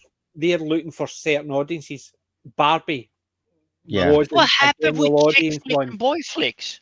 Yeah, but I'm saying things like Barbie wasn't a boys' movie; it was a girls' No. movie. So Yeah. they're be aiming it for. But the problem is nowadays they don't know who to aim it for. They aim it for a general young audience, and considering there's no general young person, there is a like the ones so the phone generation they can aim it for that, but it's that type of thing. It's they're trying to, I suppose, aim it to a category of people. Like Yeah, if I think the they miss. I think they're missing out on that Oppenheimer because was it was geared towards I would say an older audience Yeah. because young let's people would let's go, let's take a random film. Well, it's for me, it's not random. It's one of my favorite films. Two massive action stars at this time, Tango and Cash. I knew you were going to say. As soon as you say Tango and two Cash massive action is ones, I thought Tango and Cash, and yeah, but there you Tango have Cash it. is a good movie. Yeah. yeah, Am I wrong to say that this is a film for the boys, but It is. can bring the ladies along because at this time both Kurt Russell and Sylvester Stallone are looking top notch. But that's the thing today. Okay, right. So let's just um Hollywood is against masculinity, right? yeah, And this is the reason why we're getting such. So I'll move on to Superman, right? The reason why I didn't like Superman, that was enjoyable in parts. The reason why I didn't like it is because they literally destroyed. They took the man out of Superman. mm-hmm. Superman was so soft and so stupid, and he had to be rescued 3 times in the movie. He never won one fight at all. This is the reason Yeah. why I don't like You're it. stealing all my See, content here. the reason I didn't want to go and see it is I saw the trailer, and what was the first trailer? Starts Oh off with yeah, Superman beaten up, and yeah. me and Jim's had this argument about light and dark. I like my comic book heroes to be heroes. I don't want to see them beaten down to start, and then they don't. The side character, Mr. Terrific, can save this person.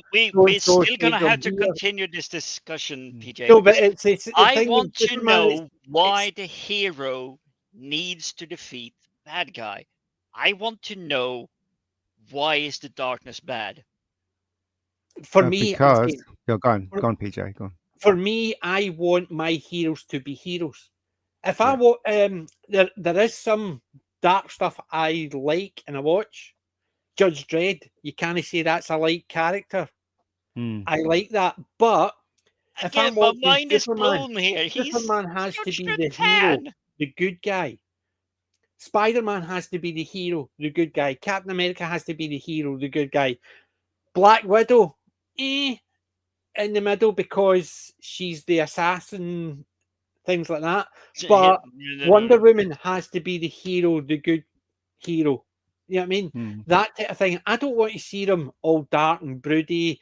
The one, was it Zack Snyder's one where he snaps Jor-El's neck because he's about Yeah. to use his. Yeah. That I didn't want to see that. I didn't want to see Superman snapping someone's neck. Or to see him stop him. Yeah, in the original Superman movie, Superman didn't actually kill them. He basically just stood there like that, and I can't remember. He trapped him. Superman He trapped him. is But remember, our original the Yeah. big one true tried to hero. fly, and he Yeah. went down. So he didn't physically kill them. They died. You would assume he died because he fell, and he was back. He was now human because he tricked them. But it's that type of thing. I don't want to see my Well, Judge I love Dredd. Yes, I the want to do it. Christopher Punisher, I want to Reeves. see it, but other heroes, I don't. That's why Batman's never been my favorite character. Adam West Batman, yes. I love, but let's admit But it. any of the We other all Batman, going for the either too kitty dark. in Batman Adam West comics were Batman. always dark. For me, I wanted my comic book heroes to be heroes. Didn't want to be broody. If I wanted that, Judge Dredd was my man for that. They You did see, in the I'm comics. 100%. Go ahead. In the Ian. comics, they did fall. They did get beaten, but then in the end, they always win. The one thing I hated about But this they didn't Superman is start that beating. That's the thing in the comics. exactly, They didn't start beating. exactly. They Yeah, may have so actually gone to save somebody or yeah. try to stop a thing, and they get beaten. The difference so- is when you start beating, and Well- that's well- when you start, or that's your trailer starts. What the hell? What are you going Well- to see for? Well, the thing is, okay, right? I suspect that James Gunn is a big lefty, right? But he's a far more cleverer writer than the people that done the Star Wars movies. The people that wrote the Star Wars movie are completely dumb, and what they wrote was completely the message, and you can see it. It's like sticking out a mile away. But what Gunn tried to do was he tried to disguise the agenda. There's this bit in Superman when Superman gives himself up, right? Spoilers, by the way. Gives himself up. And I have this scene in it where somebody pushes his face into the pavement. Why? There was really no need for that. He gave himself up, right? Oh, And I think that's mean. Hold on. I think that's mean spirited. And I think the writing's mean spirited as well. I think James Gunn went out of his way to push masculinity far away from that hero as much as he could, because he actually believes in this shit. He believes in the message. Yep. And if you look closely, that's exactly what he did to the film. Normies won't see it, right? But I see it. And everybody in my ilk sees it, right? That's the reason why I don't like it. I think you're being far too kind here. This is normies. I am not looking forward to Superman take has his face smacked into the ground, the asphalt. That is excessive. It's over the top. It doesn't need to be there.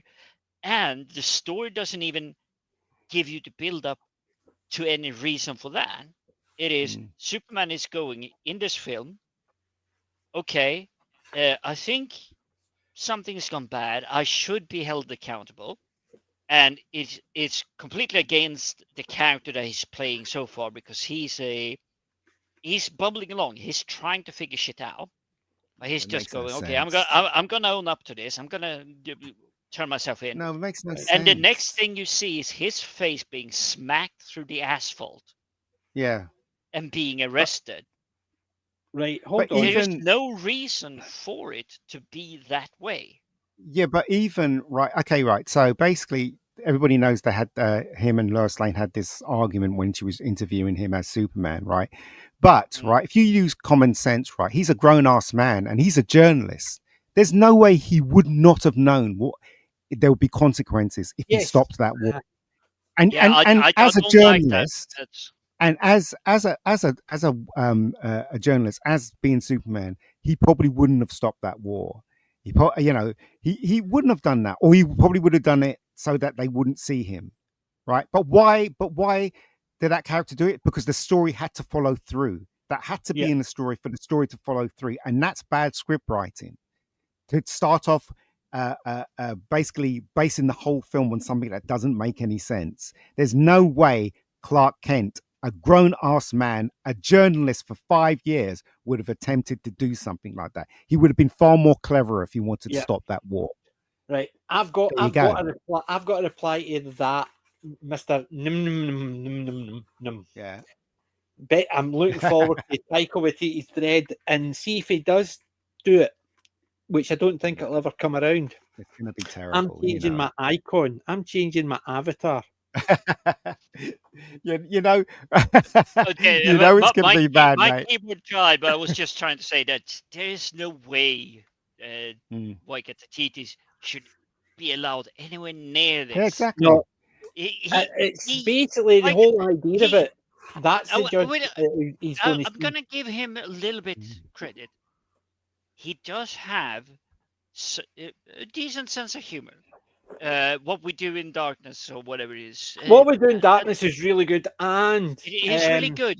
Free Guy. He got I good liked sense him of in Free humor. Guy because he seemed to just take the piss out of himself. Yeah, but when he started touching stuff like Thor, Love and Thunder, whatever it was, when he's making a beer-bellied, no, not beer-bellied, beer-barreled belly Thor, fat, has-been, he's not even making fun of it. I hated him in, was it, not the new guy, one of the Ryan Reynolds films that I really like, where he's like a virtual.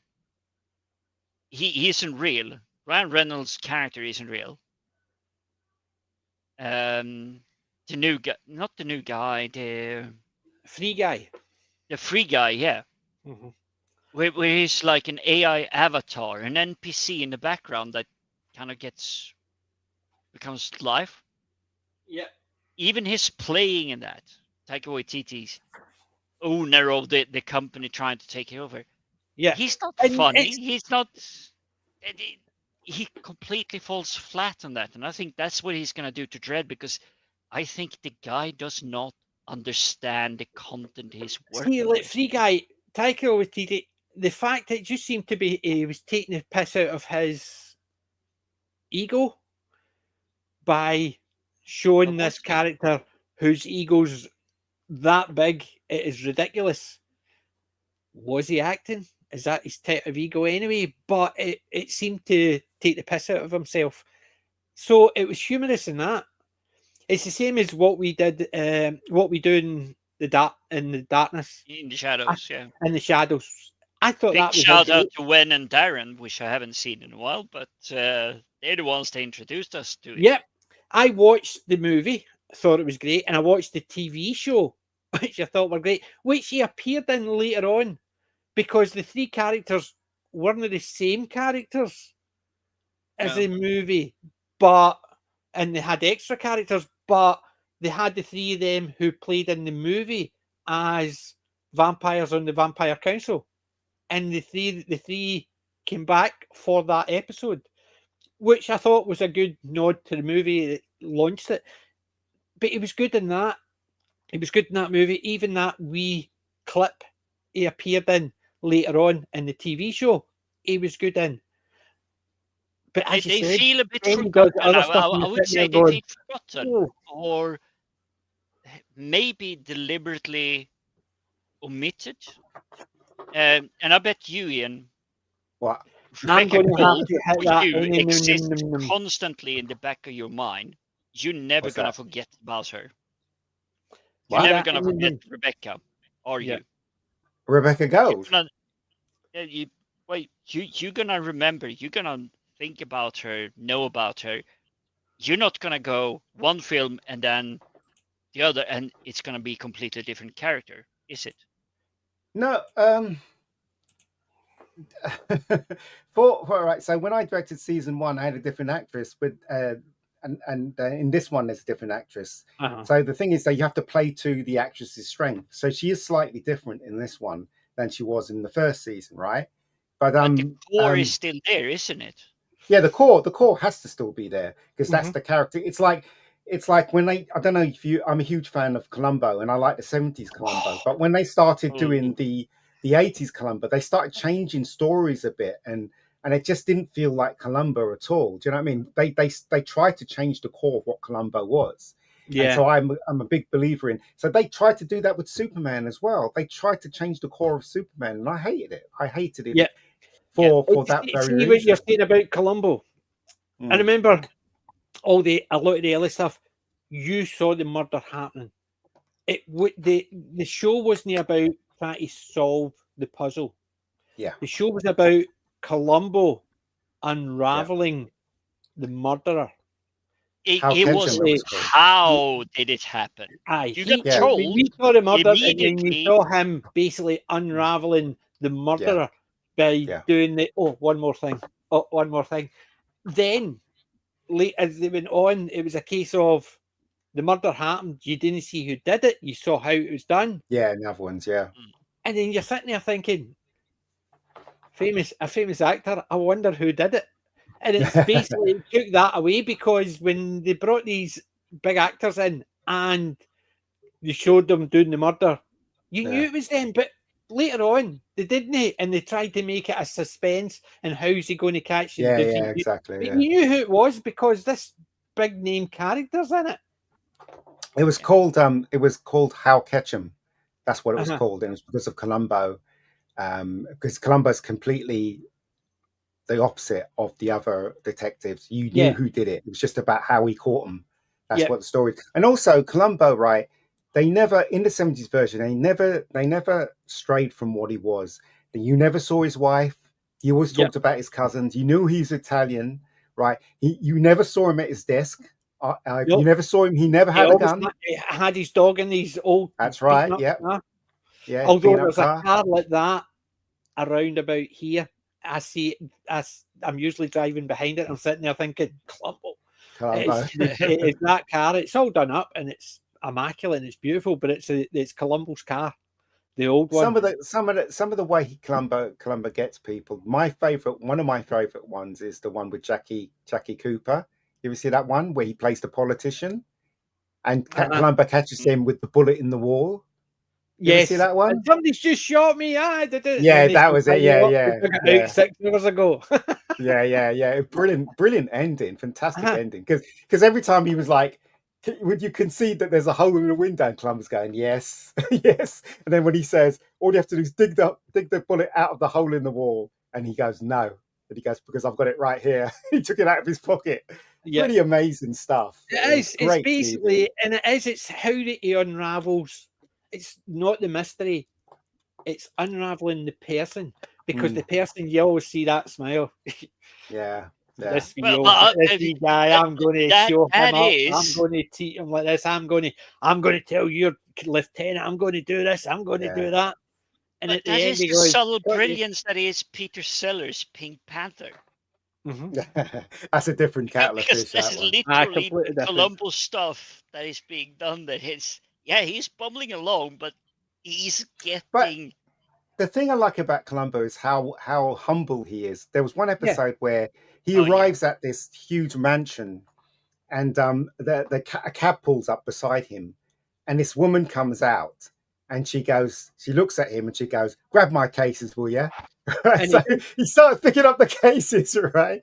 And then at the ending, right, the cab was going at 6:50, and he's like, "What? 6:50?" So Columbo's looking in his pocket, going, "Okay, let me see if I can get change." And he's literally going, yeah. So that's what I'm saying. I love all that aspect of the character because that's what made Columbo, right? It's pretty amazing. He's a terrific character for TV. What an amazing TV show that was. You got him there. Even when he finally confronted him, it wasn't a case of I've caught you, you're going down for this, and then it was a case of he was just telling them matter of factly and stuff like that. Like the one with the two Dobermans, remember? Rosebud. Yes, with the dog. Yeah. They're good boys. As a good, yes, man. I think we already deprogrammed them, and it's it was never mean. He only got angry once. Even get going Never as get angry modern as once. Star Trek Voyager. They have that. My guilty pleasure. I dislike most of the characters in Voyager, and I love it. I watch it. But they least have once, one where twice a Tom year. Paris is framed for murder. Tom Paris. And they I remember solve him. it Columbo style by bringing in the dog. Columbo's such a great show. It's unbelievably great. And I I've can got, sit I and got watch the Columbo full, all I've got the day. full collection, and I've actually got the do. full collection in video because Columbo was my mum's go-to. She had all of them on video. I've still got them somewhere in here. The videos of Columbo. And I've got you know what it was? Am I being wrong thinking that I'm hoping still today there is, whether I'm in Sweden, UK, US, wherever it is, somewhere, someplace there is our Fox Mulder, if we put it that way. But there is this lollipop chewing casual guy that gets a case coming across his desk, and he's just literally just solving the problem about, I know it might sound banal, but a stolen iPhone.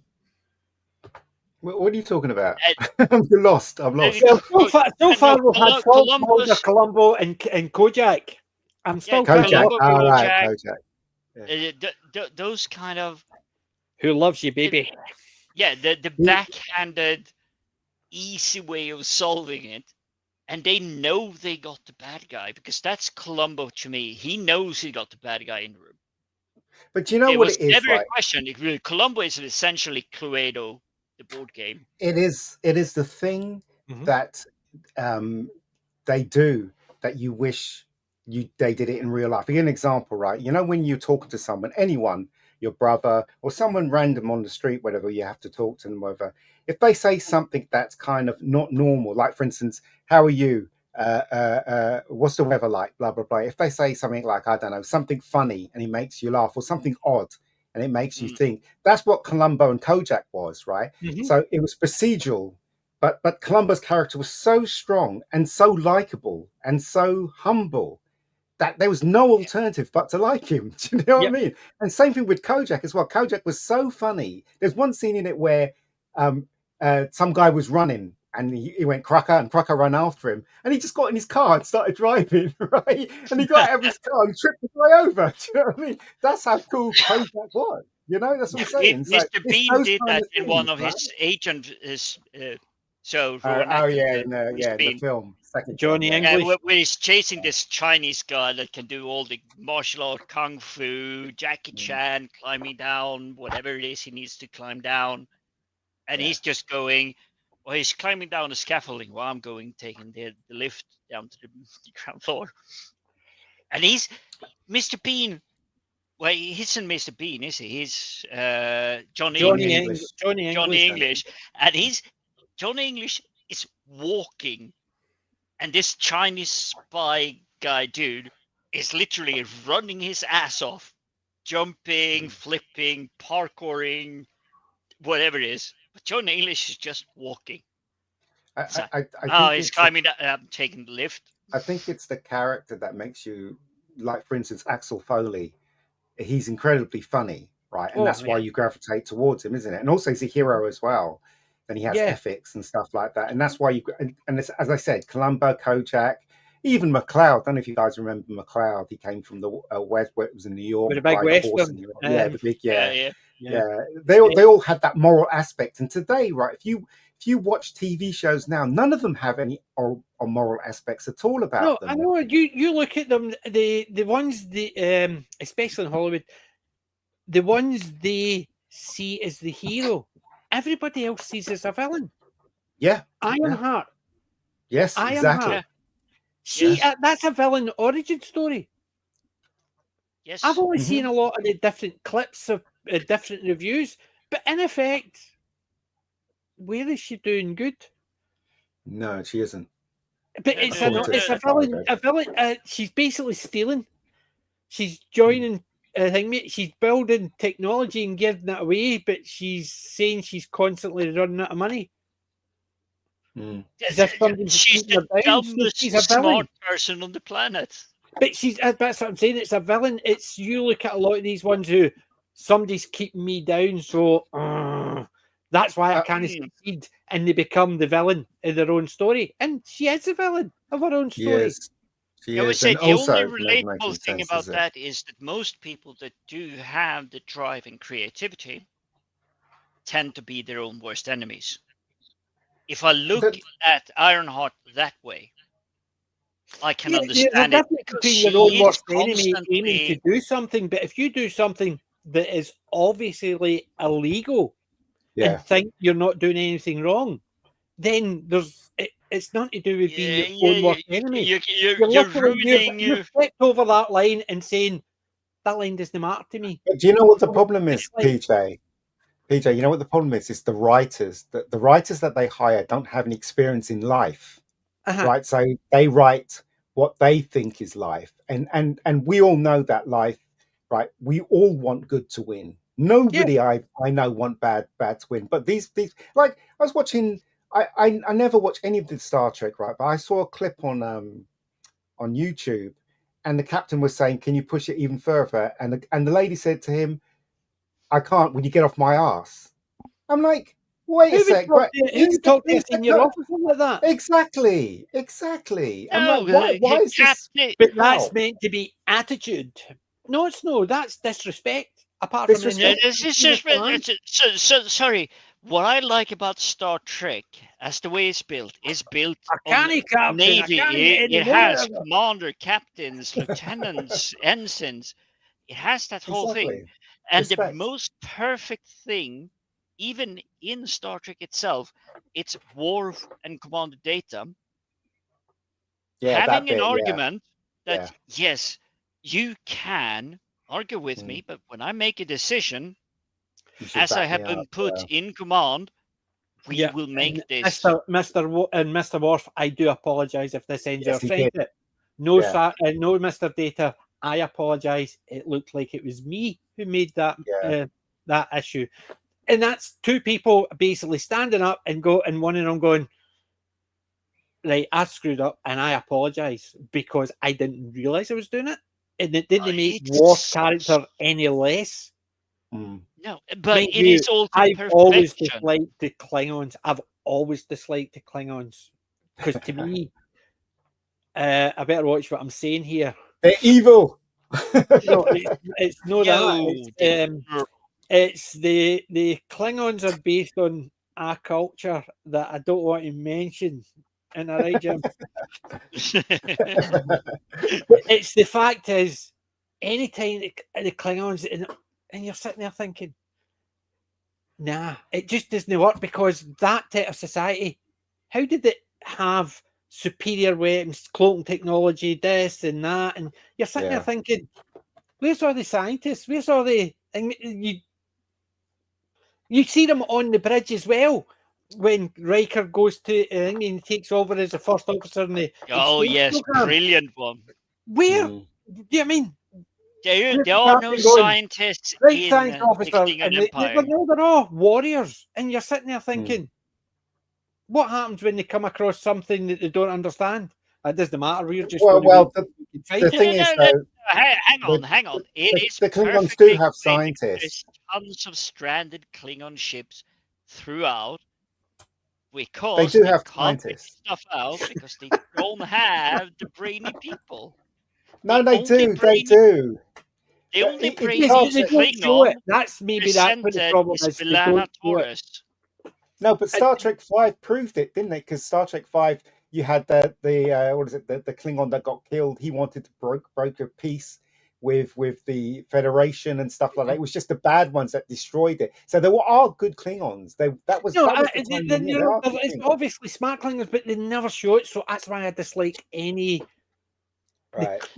Anything with the Klingons in it. So like, when I was watching Next Generation or whatever, anytime they come across the bits where it's a Klingon focused episode, I just Uh, skipped it. I just basically had no interest in the two story things there of all the before Klingons I and forget them. the Ian, Viking you warrior Yeah. style and stuff yeah, like that. Ian, So you got it right that there tends to be less of the brainy Klingons. Yeah. That is quite correct. And the second part is that yes, the Klingons do have it, but they don't value it because they have such an extreme focus on battle, the battlets, the blood sacrifice, the Yeah. see, the thing is, Stormcore, The the Death Klingons. River, How many but times have because we there's seen such a Klingons? Viking culture, Yeah, and but how many times have I we seen Klingons and they go on about their honor and this and that, Mm. and they're the ones that are actually killing people for no apparent or to hide something. And yeah, I mean, they're the basically biggest they're shown dirtbags as the bad in the guys, universe. but Yeah. they're meant to have this honor that they're quite happy to. He's basically standing up as a in a I'm gonna contest make for him, but I'm going to kill him. commentary. Mm. I'm gonna make him sad because I would marry Belana Torres in a heartbeat. But I see, That- that's would what I'm that- saying. marry because I I like would Worf, want a I like warrior woman like that. B'Elanna. There's other Klingons that have come in, been great. look, And it's a Klingon Okay, sensei. the twins, Yeah. but the PJ, twins. look at it this way. Look at it this way, right? Do you remember in the 40s and 50s they used to make all those films about the Germans, being bad and World War II, whatever. And then came Schindler's List, where they showed an actual Nazi that was good. So in other words, what I'm saying is that the majority of Klingons that you've seen to that point, they were all the evil ones, but there were some nice ones that you never saw. Do you know what I mean? So And you just But didn't you see had them. the undiscovered country. I've got a 2 or 3 shelves worth of old classic war movies. So I know exactly what you're saying. And it's things like Guns on Navarone. yes, but you're also the ones the desert where you had all the German Jews and they were dressed up as Germans, and the British were meant to be prisoners of war, and so you had the good Germans Yeah, you and the do. Yeah. bad The Dirty Germans, and you Dozen. had If we're and gonna go down things like this that. the But morality then loop, they all the but Dirty remember Dozen has they the all horrible scene where Kelly Sovola or whatever is speak die Spöke, speak bitch or shout bitch, who is holding that he is showing himself being not the good guy, even though you're supposed to root for the Dirty Dozen as the yeah. good guys. But the thing is as well, you also got movies like The Desert Fox. So they showed Really. German officers as well. And like, fair enough, maybe not during the war because propaganda, but after the war, you would get movies that were still centric with Americans being the good guys and the Germans being the bad guys, or the Japanese being the bad guys, the British being the good guys. You get a lot of that, but you also got things like Tobruk, and it showed it the German side. But it wasn't the German soldiers, it was the officers, so it showed not all officers were Nazis. So it showed that type of thing. But Personally, I think there is nowadays no you're such not easy allowed thing to as show that. black and white because I've read quite a lot around the history, and I will credit this mainly to Carl Benjamin, the guy that is calling himself Sargon of Akkad, because he did tons of historical videos before he became this big political thingy. And one of them was this Nazi commander general thingy in Northern Africa fighting against I think it was Italian and the English or something, because Americans hadn't joined. But the German were winning quite a lot. They were capturing a lot of people.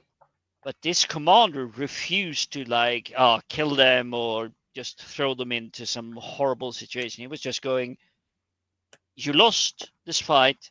We captured you. You're sitting on that bench. Please don't make a mess, because then I will have to be even more evil. But if you're sitting on a bench, shutting the hell up, and you stay out, I will do nothing bad to you. And he's considered as being one of the honorable ones because he said, there is no reason to do anything more bad to you. You lost, we won. Sit down and pretty much shut the fuck up. But that's kind of like impolite, but that was essentially what he did. And he's considered like a gentleman because he wasn't following that whole routine of, oh, you're black, you're white, you're orange, purple, green, whatever, therefore you should be shot on sight. It's like, no, you surrendered, you lost, whatever it is. Sit down, don't cause any problem. I'll leave you alone. The thing about what Hollywood's doing now is they're trying to show bad stuff as good stuff. Like Exactly. I've got to point out something like Wicked, for instance. Throughout history, we've known that the Wicked Witch of the North, or whatever she was, the East, or Wicked whatever, Witch of she the was West. evil. She was evil, right? Yeah. And now some gay guy writes a novel, and some gay guy turns it into a theatre play, and then basically it gets turned into a Aye, movie. so somebody You know did what I mean? fanfic after No, the Robbie I the mean, Boy, that and that then one is suddenly very loosely interpreted because even going on the original Dorothy's journey, It's showing. she's not necessarily evil. She's Of just course she is. following her No. path. no. They've changed the That narrative on is it. basically taking good and evil and saying she's only Yeah, bad exactly. because you think different from Yeah, her. No, yeah. It's rubbish. She's evil. End of she story. is. She's a Yeah. wicked witch of the West. So she didn't get the wicked because wicked, cool. Yeah. No, You know no, what I mean? no. I will. I'm gonna hold you, both of you, accountable on this one. I want you to tell me why she's evil, as That doesn't opposed matter. to no, No, as no. opposed to That goes she's back to the fact following is her why do path. we need to get a backstory for Galactus? Something Why evil. do Yeah, we need No, to no, get a I'm not asking backstory for a for the backstory. Joker? Because the I'm Joker asking is for the Batman's choices enemy made. because he's evil and he murders people, but we didn't need to Yeah. know how he got there. No, I'm We just need asking to for the know. choices made in Wizard of Oz, the original, going from black and white film to colorama. Are you talking about the 1927 film with Oliver Hardy as the Yes, woodsman? because I do not see her It's on as my pure channel. evil. It's on my channel. I Of do course not she's consider evil. her It's evil. the things that people do make them evil, and Uh-huh. what she was doing was evil. So it doesn't matter why they came to that conclusion. It is wrong what she was doing in the original film, and now they're trying to turn it into like, oh, she was just misunderstood. Bollocks. No, but What she did bollocks on misunderstood. 101 I absolutely Dalmatians, Cruella de Vil. agree. exactly. Now Cruella de Cruella Vil. is actually Cruella. justified because those Yes. dogs tried to kill her. Exactly. Yeah, And it's rubbish. Exactly. First She's thing Cruella Dorothy de Vil. does is We don't need to park know her why she's bloody her house. motivation. Cruella de Vil's motivation is, I want a coat. It's different for everybody else, so Exactly. it has to be Dalmatians. And We're jumping evil. too far ahead. I want to know, literally, where you guys are drawing the line. This, the gradient scale. So this is good. So say Superman, not Superman film that you and I watched, Ian. Absolutely not that. But Superman is a force for good. And then He you is. have bad. And I'm trying to think of someone really bad that is, okay, this is evil. So if we take, I'm struggling now because I Lex have, Luthor's evil. Like, is he aye, though? like, He is, yeah. Lex Luthor definitely. just wants stuff out of the way so he can the do what Joker he is wants. evil. The Joker is evil. Joker Yeah. is evil, but is he that Of course evil, he or is. is he Yes. created evil? What are you talking about, Jim? He's Jim, evil. I think you've been watching too much Hollywood and you're getting drawn in. No. What I'm trying to say is Joker a creation of Batman? The no. Batman's a creation of the Joker according to a later movie. Yeah, exactly, yeah. No, but the Joker, no. I As soon think as you I think I commit might be crimes, murders explaining and stuff myself like that, poorly. your Isaac justification Newton's goes out going, the window. every action requires an equal and opposite reaction. So therefore, if you create a hero, that means people have got no consequences for their actions. Yeah. They're rising to the challenge. They're choosing to be the hero. They're choosing. If you rise to the challenge and you kill people, that is evil. Yeah. Krull. That is evil. I'm jumping ahead here, but Krull I'll give is you the an example. thing. I'll give you a perfect example, right? Yep. Someone who was abused as a child grow up and they abuse children, and people say it was because it happened to him. Well, he knew how fucking bad it was, so why the hell would he be doing it to other people, you kids? So he stopped being a victim as soon as he did it to somebody else. He did it to somebody. So he went from being the victim of evil to being just as evil. Yeah. You can't turn around and say, aye, but his background made him that way, so he's not evil. He is. Doesn't matter what drove him to that point. I think I might be explaining myself poorly in this sense. And I know your argument, PJ, but if I had such a horrible time growing up, as the human being I am today, and I would say I'm quite fortunate.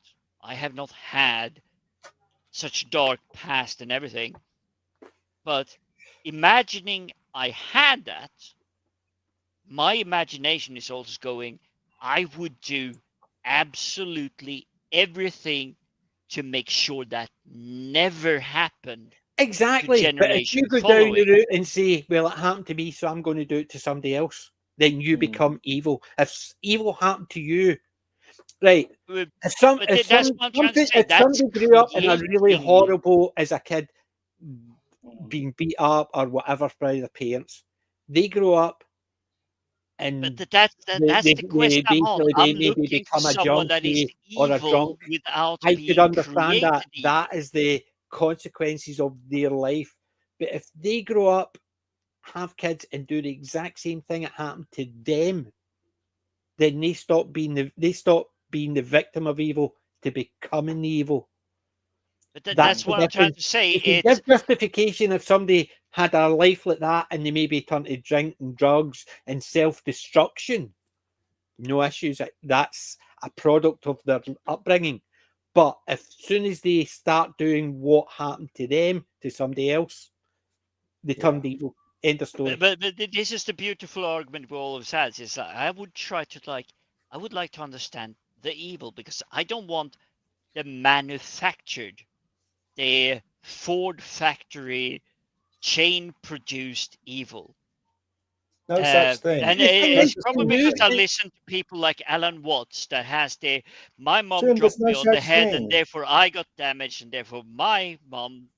There's no such thing. Evil is evil. Full stop.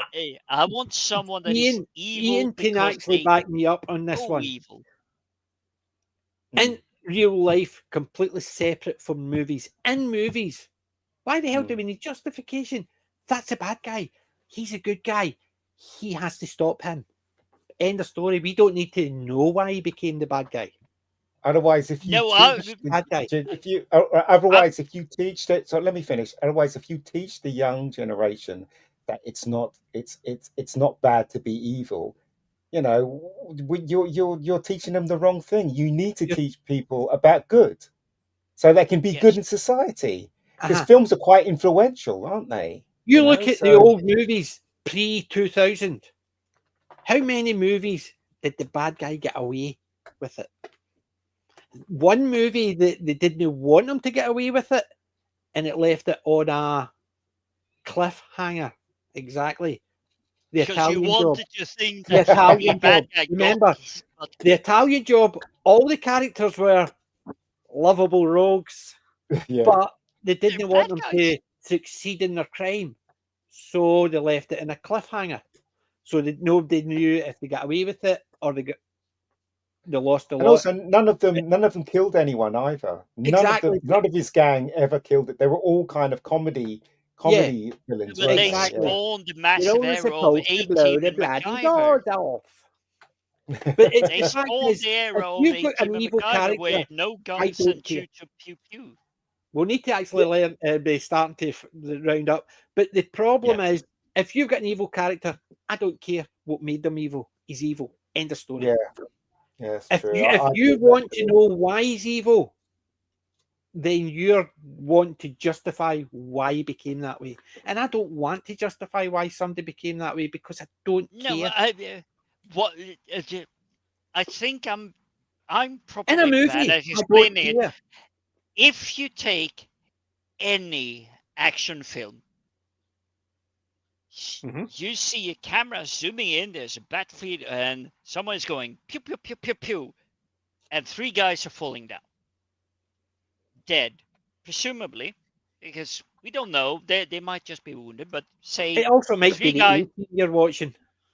No, any story. What's your point? Why did those three people deserve to die? Don't care. Because they were It's trying a to kill the movie. British. They're trying to kill the good guy. That's why, and the good guys to defend themselves. So that's why they Exactly. died. They But why died. There's is no the grey good area guy there. literally in the first 10 seconds of a film killing three people? Depends Well, on the that situation. He's a wait murderer. wait a minute. That is a completely false narrative because you don't just see it in that because you usually find out why they were in that position Yeah. as the movie moves on. You can't just say that person's killing three people. So Yeah, but once you realise he's the good guy, you'll probably find out why he was in that position.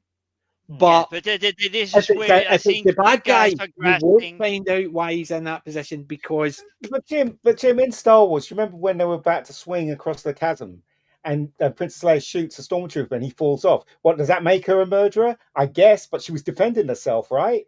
She has justification. But what evil doesn't have need to have justification. They just go and kill anyway for their own reasons, for their own benefits. the And Luke Joker Skywalker in didn't kill the someone for his Batman, own benefit, did he? I think the Ian's Joker actually in the coming Batman, closer to explaining it here, and is the there Joker, we get a story to Jack follow. Nicholson's Joker. Remember, he was trying to kill all those people and all that, and his henchman. He says, "Give us your gun." He gave him his gun, and as soon as he got it, he Shot went him, bang. shot him, Shot him. yeah, shot him. Yeah. That was his henchman, who was completely loyal to him. Still shot him But he shoots him, because yeah, Yeah, kills but him. there I'm getting a little bit of okay, why, how? Because but see that I that's the think problem. when you guys are trying to I know you guys are trying to wake me up more to Sober where you you up, No, where baby. you are. no. We're not trying to wake you up. You're trying to justify what you're saying, and it's absolute nonsense. You can't. No, What you're saying is it's a total nonsense. I nonsense. want to It know is. if someone dies on screen, I would like at least have a little idea why that person got written off. Because the And I stormtrooper was trying to kill Luke Skywalker and Princess Leia, so they shot back and he died. End of story. Yes, They were defending themselves. yes, right I buy because that, but because I don't they're want fighting the Empire. 300 people dying, Well, what are you and talking about, Jim? they just died. But the thing is, Jim, that thinking is exactly why movies are crap because they try Yes, and justify why somebody became evil. No, We no. don't care. We want the good guy fighting the bad guy. We don't care why the bad guy's the bad guy. He's the bad guy. End of story. True Lies is one of the best It's films lovely. that A great ever movie. does the bad guys need to die. I'm the hero. I'm saving my family, my stripper wife, very hot Jamie Lee Curtis, and my daughter. And it has some cheesiest actions ever. But I don't think in that film there's no bad guy that dies that doesn't need to die. See, there It you go, all Jim. Even explained. the chat is agreeing with us. You want What to are know you why talking about, Jim? Palpatine became Palpatine. We just want to see him die because he's a bad No, guy. that is perfectly explained because I love the Star Wars series. I understand he is Sith.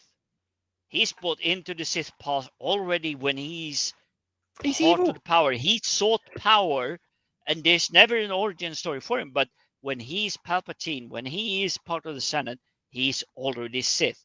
That is understood. No, but I see, understand why he needs to that's go. another thing. The prequels. We didn't need the prequels because we didn't need a No. justification why he became the Emperor. I He was don't the need a evil sequel Emperor. why That- Darth Vader needs to throw him down the energy power chute.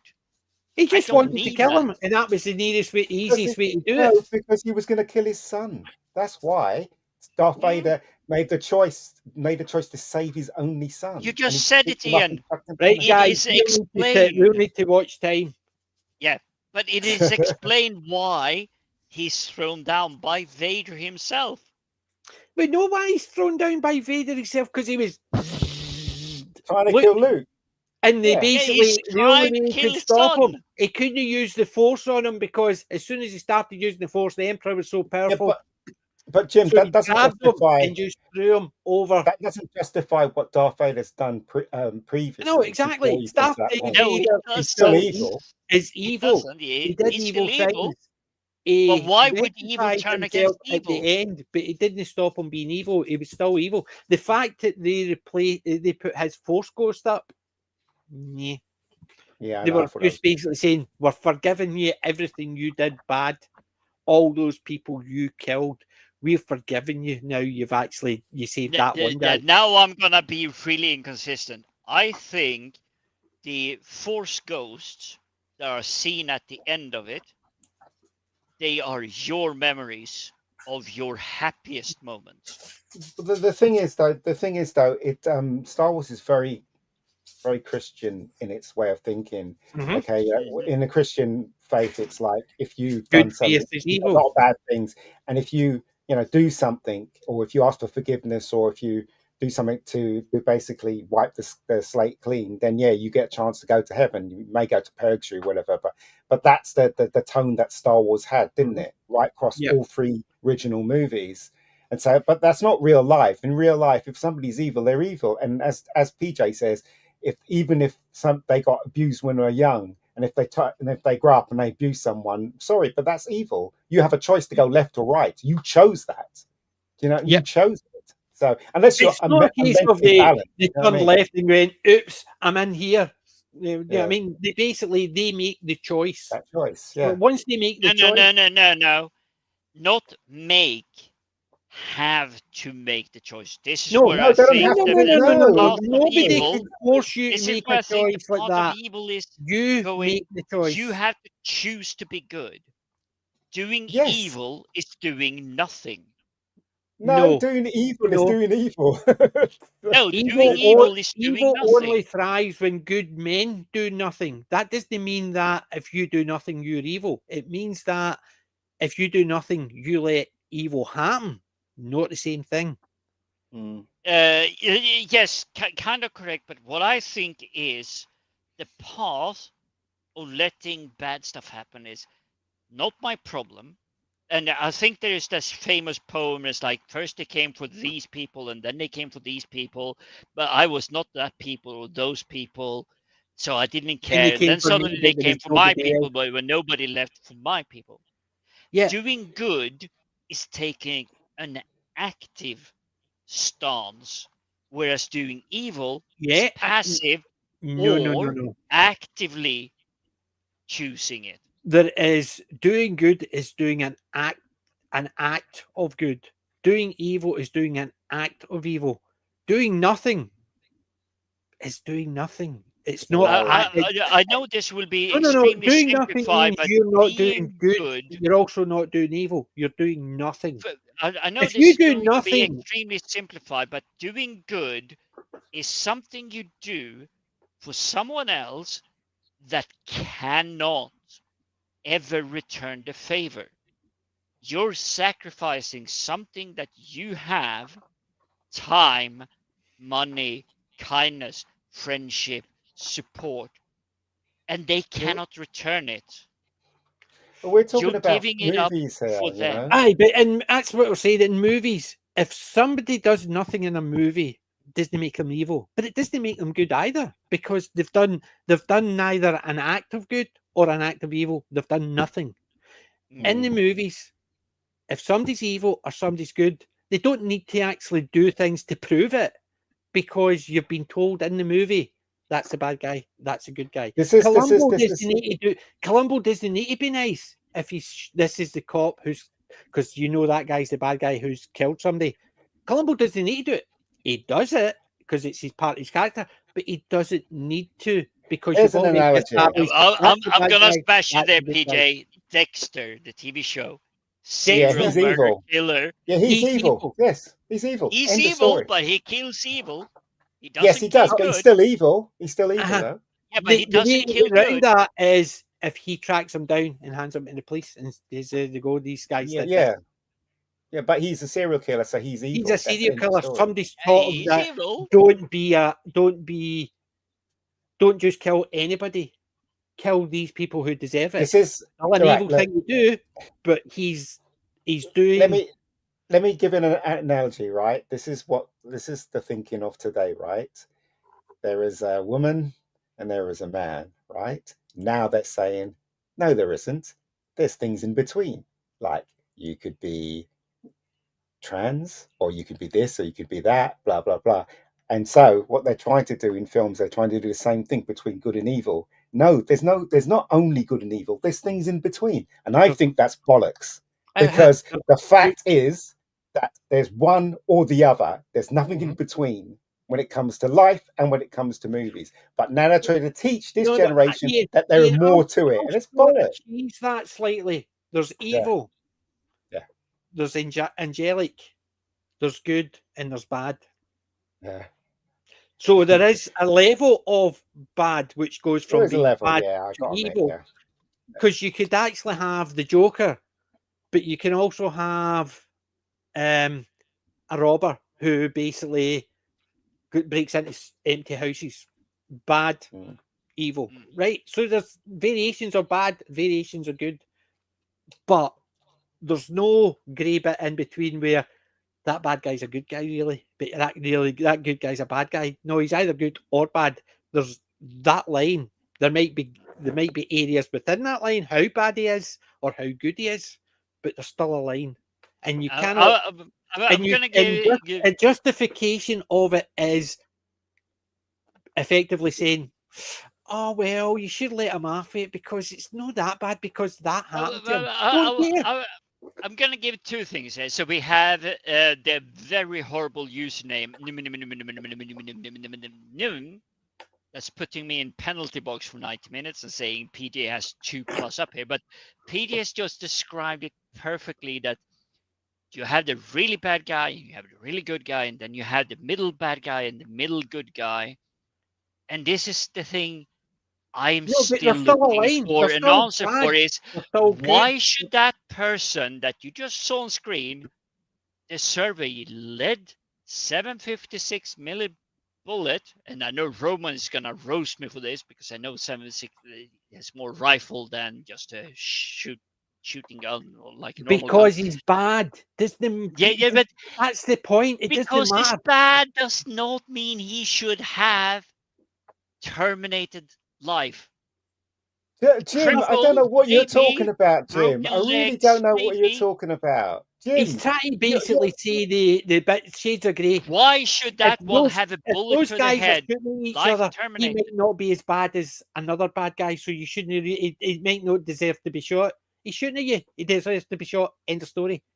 Jim, I'm trying to get that limit. Where does someone need to die?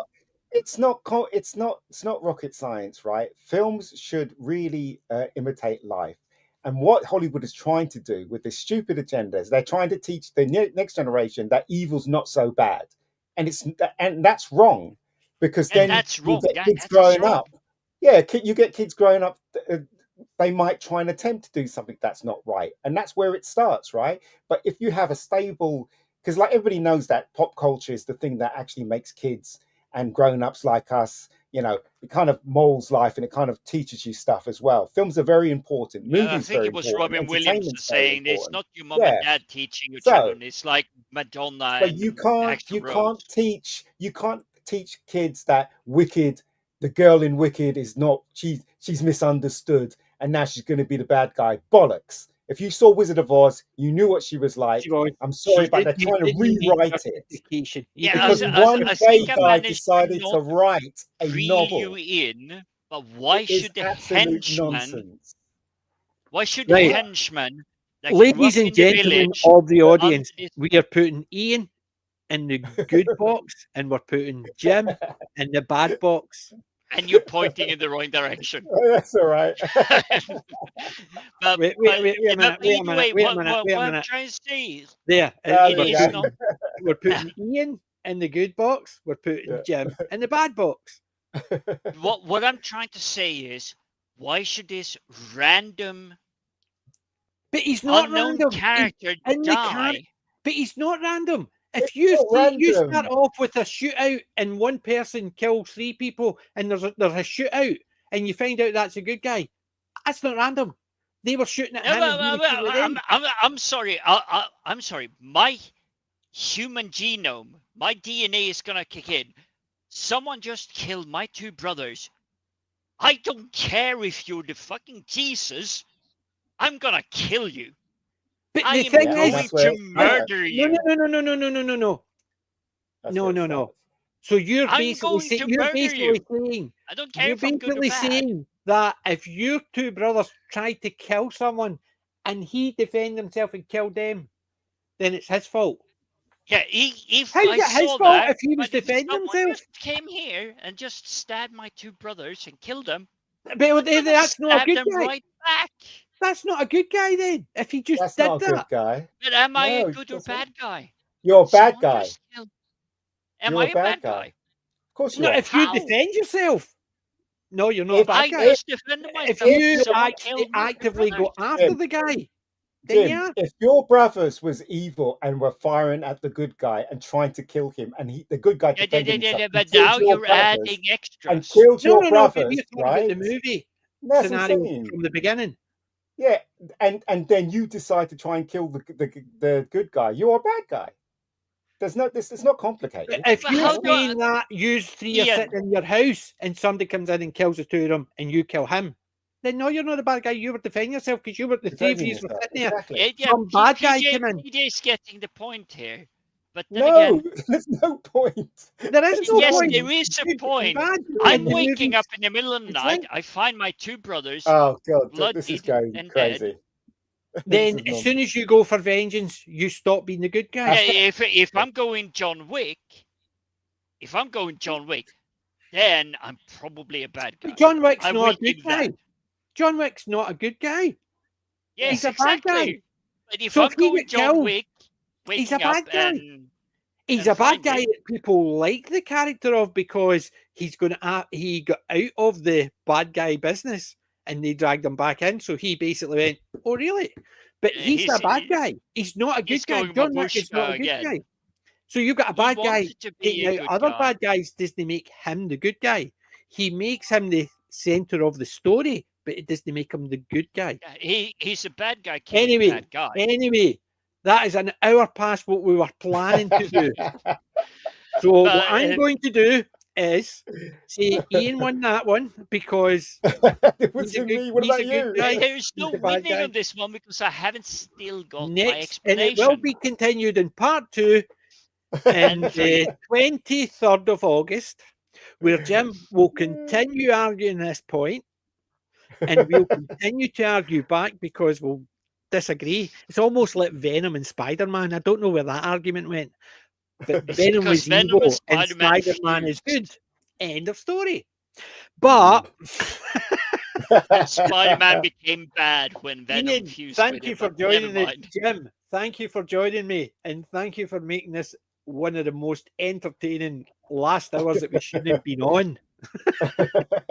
Thank you, guys. I No do worries. love these because this is This and is I will keep it basically- quick. Yeah, I missed. bringing me back to the back in the days. Who would win a fight? But, It is that and the concept. good thing about who would win a fight on this channel at the moment is I've got the buttons. So me. Bye-bye.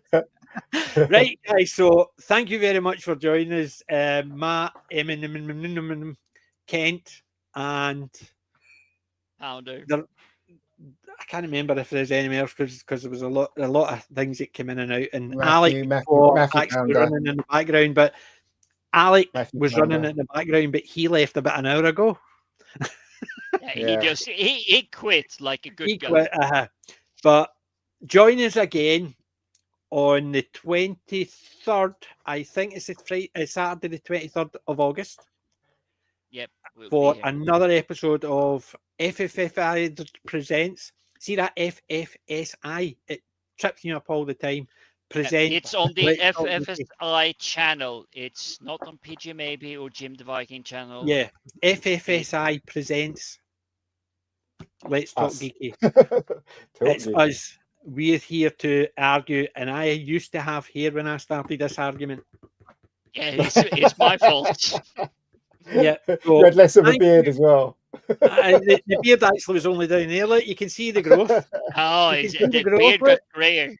That bit there's not as grey because it was actually that colour before it started. It grew.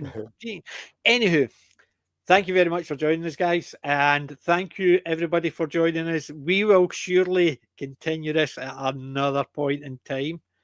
But join us on the 23rd. Ian, have you got anything coming up? Apart from Rebecca well, Rome, only Rebecca, and hopefully end of September it will be released. And I don't know what to do with it. To tell you the truth, I don't know whether to put it on. I'm gonna have one night where it's live and it plays live, and then it's gonna come off again. Do you know what I mean? Yeah. So hopefully people will watch it and they'll like it. And remember, if you need a Scottish bad guy, I'm gonna go even simpler. Just remember to tag me on Twitter X, and I will repost it and share it. I don't know how many people do my definitely. stuff, but just Yeah. post it. Remember my Yeah. name, and I will repost it for you. Okay.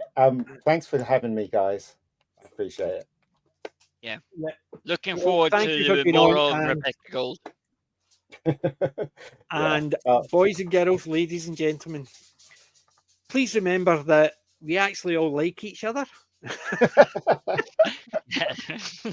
We do. We do. And We really do. join us next time. Until then, we're not old.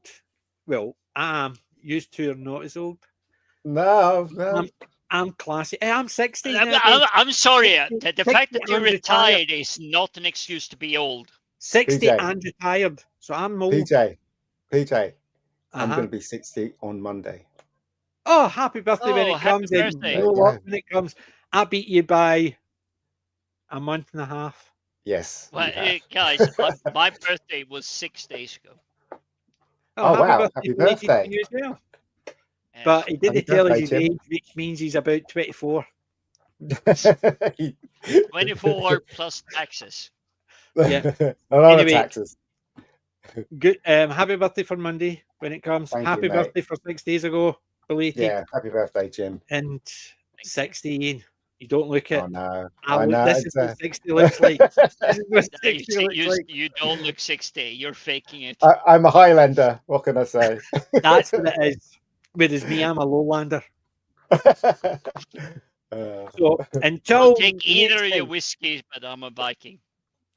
until next time, I'm sure there's an exit video, but forgot to got it checked. So I'm going to hit this, and I'm not entirely sure if this is the end or the beginning. So whatever way it goes, we're going to finish now.